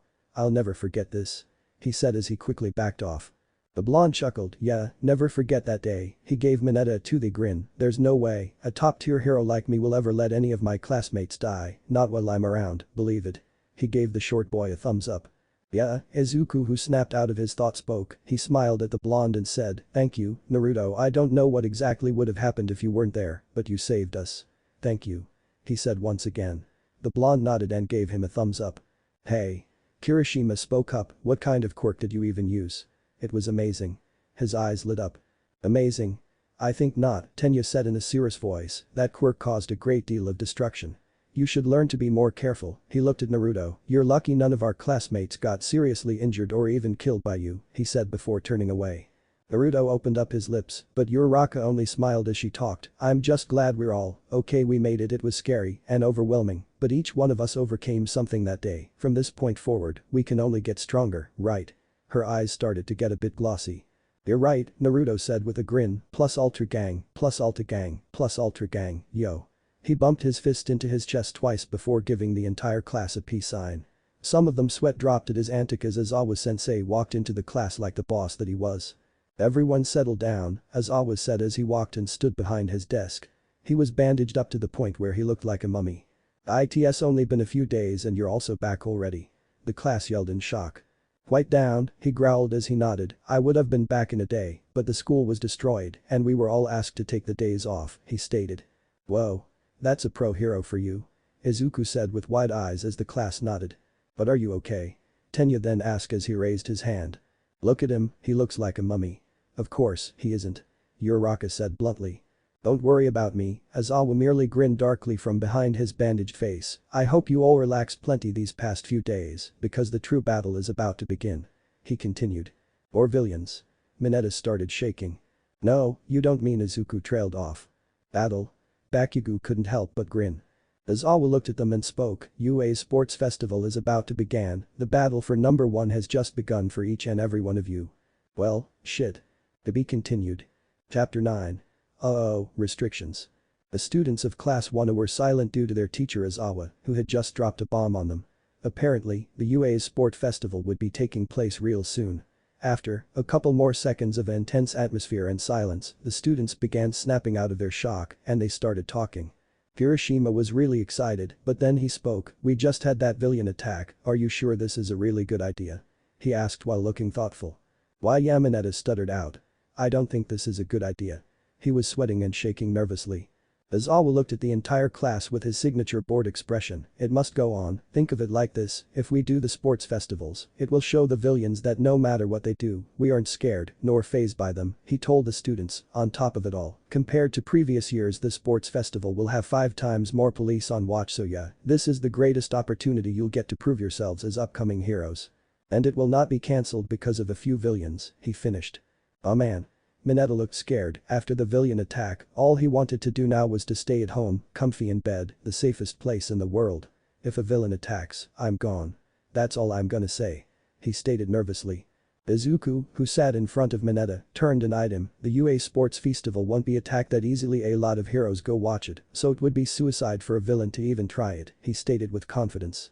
Momo, who sat behind him, nodded and spoke, the top heroes of the nation will be there to try and scout us. She stayed with excitement. Oh, great, Mineta muttered. Now he had to worry about making a good impression. The UA Sport Festival was Japan's biggest event. The Olympics used to be the world's biggest sporting event, but now each country had their own little sports festival involving quirks, and so UA's sports festival was the most popular in Japan. Those pro heroes will be looking to hire us as sidekicks after we graduate.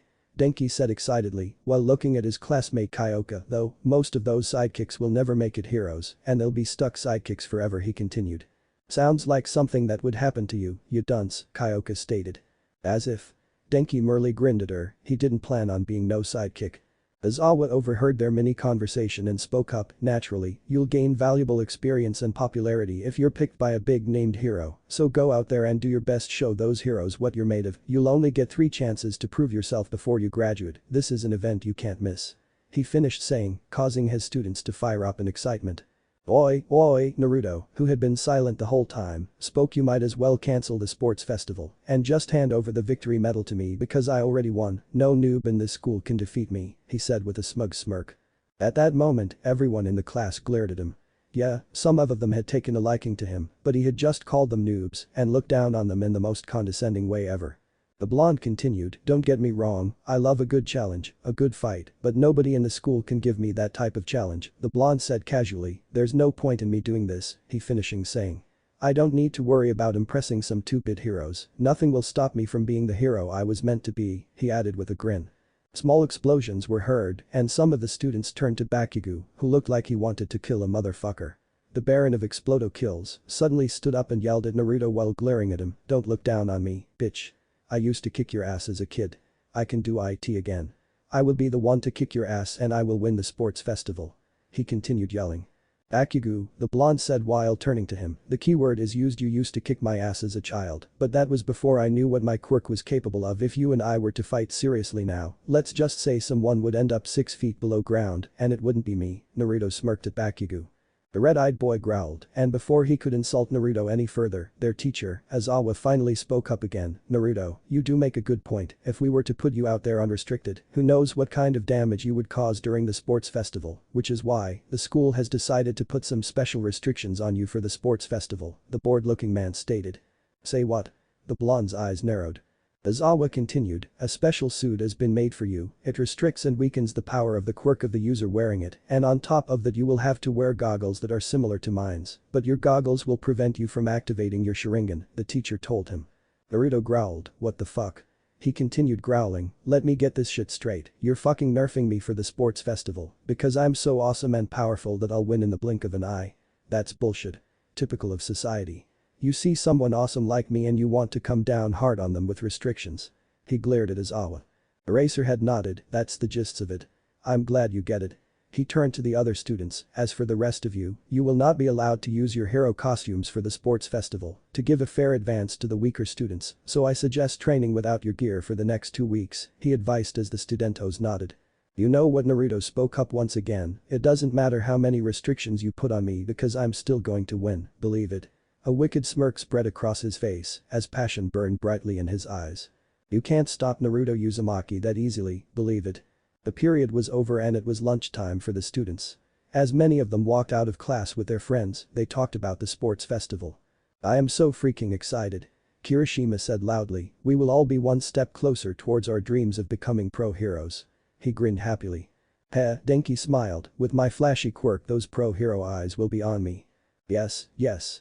Tenya said happily as he did a little dance, he thrusted forward as he spoke, it is time to show the world the power of our class. He continued dancing.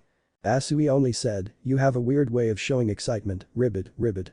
Deku smiled softly, everyone getting so excited is making me much more excited, he looked at his fist and clenched it. He would do his best. Iida, Deku Uraraka called the duo out, they turned to her, and they ended up surprised. She no longer had her signature smiley face, but a fiery game mode face.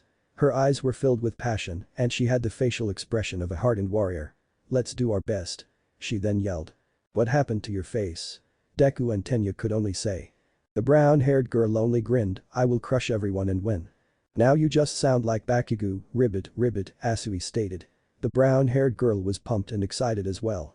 After some more talking, the trio of Ichako, Izuku and Tenya found themselves walking down one of the school's hall and towards the cafeteria. Deku was still surprised about Uraraka's determination earlier, he always saw her kind and sweet side, but this was the first time he had seen such fire in her eyes, and it only made him wonder why she wanted to become a hero in the first place.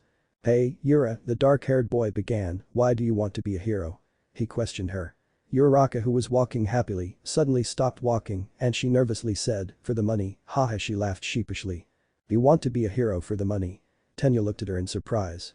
The Uraraka nodded sheepishly. Ultimately, pretty much she looked down at the floor. Yeah, I know, not as noble as your reason, Iida, or yours, Izuku, she said in embarrassment. Iida and Izuku looked at each other, and Tenya quickly said, there is nothing wrong with wanting money, but like, why for money? Why, yeah, Izuku stuttered, we were just surprised, it was a bit unexpected, he added while nodding his head.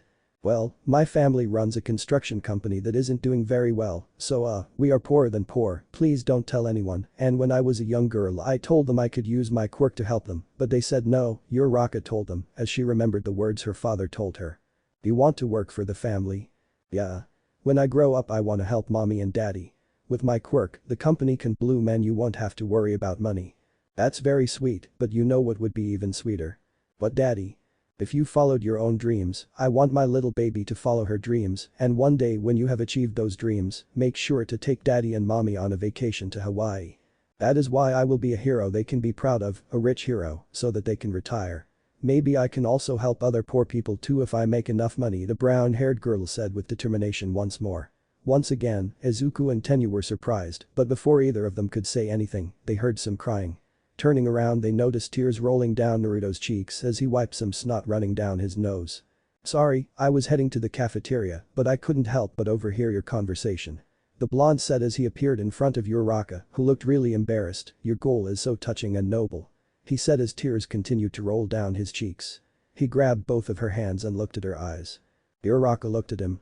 Naruto had a habit of occasionally mocking people, at first she thought that maybe perhaps he was mocking her, but he genuinely looked like he found her goal touching and noble. Uraraka, the blonde then said as he continued looking at her eyes. Why yes. The brown-haired girl stuttered out. Can I have your autograph? The blonde suddenly said, your story moved me so much. He told her as he pulled out a paper and a marker. The brown-haired girl looked surprised and then she nodded and smiled, yeah, I guess, she took the paper and marker and she placed the paper on a wall before she started signing her autograph, there you go. She then said happily as she handed it to Naruto, who took it excitedly. Thanks. I gotta go put this in something before the paper crumbles up her rips. The blonde said as he turned around and started running off. The trio watched as he ran off before tripping and landing on his face, but he casually got up and off he went. You know, Uraraka said while looking thoughtful, Naruto seems to have a really childish and silly side too, huh? Izuku nodded, yeah, I kind of noticed just now, he stated. I suppose he does, Tenya nodded as well. The trio turned around once again, only for this time to see All Might standing in front of them as he held a little box wrapped in cloth. Would you like to have lunch with me, Izuku? All Might then said. Why did you sound like a shy schoolgirl just now? Izuku couldn't help but yell out before nodded, yeah, I'd love to, he smiled happily. The dark-haired boy quickly said his goodbyes to his friends before parting with them. Shadow Todoroki, the son of the second best hero, Endeavor was patiently waiting in line for his lunch, but as he waited he couldn't help but overhear a conversation between Uraraka and Tenya, who seemed to be close with that Izuku fellow. Don't you find it kind of odd that All Might wanted to eat lunch with Izuku? The brown-haired girl asked Tenya. Not really, it's like Asui said the other day, Izuku's quirk is kind of similar to All Might's, perhaps he has taken an interest in Izuku because of it, Tenya told her. Yeah, you have a point, she said as the conversation drifted. So All Might has taken interest in Izuku? Todoroki thought in surprise. It did make sense if you thought about it. Heck, from what he had seen All Might had also taken interest in Naruto as well, if it wasn't for the symbol of peace, Sharingan Naruto wouldn't be attending UA High School.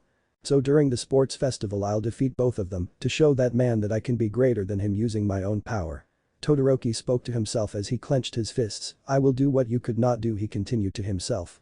His father had been defeated by none other than Sharingan Naruto a while back. It was a loss that hurt his father's ego so bad that he had seen his father secretly crying about it. Hell, Todoroki still remembered the words his father said that day when he thought Todoroki wasn't around. Damn it, how could I, the great Endeavor, lose to a 15-year-old brat? How? This is beyond humiliating, beyond disgusting. I lost to a boy, a fucking boy, just how weak am I to lose to such a foolish boy, how can this be? Am I getting weaker? I must defeat that boy to gain back my honor and pride. Endeavor was a petty man that could hold a grudge for a long time. Todoroki knew this firsthand, so no doubt about it, he would one day fight Naruto again. Now it was Todoroki's turn. He would fight Naruto during the sports festival, and he would win. He would defeat the boy that defeated Endeavor, and then he would laugh at his dad. It would be some sweet-ass revenge. Wahahahaha. That motherfucker looking down on me. I'll fucking show him. Bakugo yelled as he made a loud explosion with his hands. The red-eyed boy had skipped lunch and instead he decided to train at one of the school's training ground. Bakugo would fucking show Naruto not to ever fucking look down on him, ever again. He would go God of War 3 on that blonde bastard's ass. He would decimate Sharingan Naruto during the sports festival. Bakugo had let Naruto Uzumaki disrespect him and look down on him for too fucking long now. How dare Naruto lump him with the students at UA, huh? How dare Naruto say nobody in UA could defeat him? Well, Naruto was about to be proven wrong by Katsuki Bakugo. Fuck him. Bakugo yelled in rage as he gasped for air. One thing Katsuki knew very well was that he would not be able to defeat Naruto that easily, he would have to go beyond all out, beyond plus ultra. Beyond infinity and beyond. But, Katsuki knew he could do it. He would train like his life depended on it for the next 2 weeks. Then Katsuki would win the sports festival as number 1. Nobody would get in the way of his victory, not Fate, not Izuku and certainly not Naruto. He would win. Believe it. Now it was back to ruthless training, bruh. School was finally over, and since it was over Naruto wanted to go home, maybe eat something, watch some TV, and then catch some Z's, but after class was over, Aizawa told him to head to the teacher's lounge, where All Might would be waiting for him. I wonder what he wants. The blonde asked himself as he arrived to the teacher's lounge. He opened the door to see All Might standing there, looking all heroic and shit. Naruto, my boy, you're finally here. Took you a while. All Might stated. Yeah, some kids from the other classes were blocking our path and shit, the blonde-haired boy told him as he noticed All Might holding a orange suit. All Might noticed that he noticed and he held the suit up. The suit looked like the typical UA school gym clothes, the blue and white ones, but this suit was orange with the words UA in white. Aizawa already told you that you would be restricted during the sports festival, and this suit was especially made for you, All Might told him. It was designed to make it harder for you to use quirks. For example, right now if you wanted to make a sun-sized fireball, you'd only be able to do a golf-sized fireball, the blonde-haired teacher stated as he handed the outfit to the blonde. As Naruto grabbed the new outfit, it dropped to the ground like an anchor, and the blonde dropped to the ground along with it. Oi, what the hell? Oh right, it has these seal weights on it as well, to prevent you from using that yellow flash teleporting quirk so easily during the exam, or any speed quirks for the matter, All Might said with a grin on his face, before he threw some goggles that looked similar to Aizawa's at the blonde. Naruto caught them and All Might spoke, those are goggles that will prevent you from using your Sharingan, he stated. Naruto put on the goggles and he tried activating his Sharingan, but found himself being unable to. Boy, I don't like this one bit. Why so many restrictions? Naruto asked All Might, I understand why the school wants to restrict me to some extent, but this is ridiculous, and you know it. He continued. All Might sighed, this isn't something new, the school evens things out during the sports event to make it more fair for the weaker students. Naruto, you already know that you are on a level of your own, we can't just put you in the competition as you are, you will ace everything in the blink of an eye. So what? Naruto glared at All Might, life isn't fair. You can't just restrict everyone that's better than you and expect people to be happy. All Might knew he had a good point, the symbol of peace sighed and continued, originally, when we had the meeting with the principal, he just wanted to restrict your Sharingan for the sports festival, but some of the other teachers said that maybe it was also a good idea to restrict you from using more than one quirk, and someone even argued that since you destroyed the entire school and everything around it with that crash quirk, that it would be wise to restrict, and so here we are. Some of the decisions were based on your recklessness, we wouldn't want you to accidentally kill another student because you got carried away, he finished saying. Well shit, some actions really do have consequences. Boy, I still don't like it. The blonde told him. That's only natural young Naruto, All Might grinned at him, but just look at it as training you always rely on your Sharingan and on being able to use more than one quirk to counter anything thrown your way, but what if one day for wherever reason you lose these abilities or something happens and you can't use them? It will do you some good, you can learn a lesson from this, All Might gave him a thumbs up. Oh that sounds like some major foreshadowing in which I lose my awesome abilities. The blonde yelled at him, there's like no way I will be nerfed up like those typical overpowered stories where the main character ends up being nerfed by the author because the author realizes he fucked. Like no way. The blonde said confidently. Haha. All Might laughed and then said, you have 2 weeks to get used to the suit and to not using your Sharingan, so good luck, young Naruto. He gave the blonde his signature smile and thumbs. All Might, can you do me a favor? The blonde then only said. And what would that be my boy? All Might cocked an eyebrow. Suddenly, a stack of All Might posters appeared on Naruto's hands and he handed them to All Might, I want you to sign your autograph on all 500 of these posters. Heh, they are for my family and friends, yeah. They are huge fans of yours, he told All Might. Why do I have a feeling that he's lying? All Might thought but nodded slowly. Naruto grinned and he looked at the suit in front of him. He would have to train for the next 2 weeks and it would be a bitch, but even with the restrictions. The blonde-haired hero promised himself he would the UA Sports Festival. Believe it? To be continued. What if Sharingan Naruto was in My Hero Academia? End here and thanks for watching my video till the end.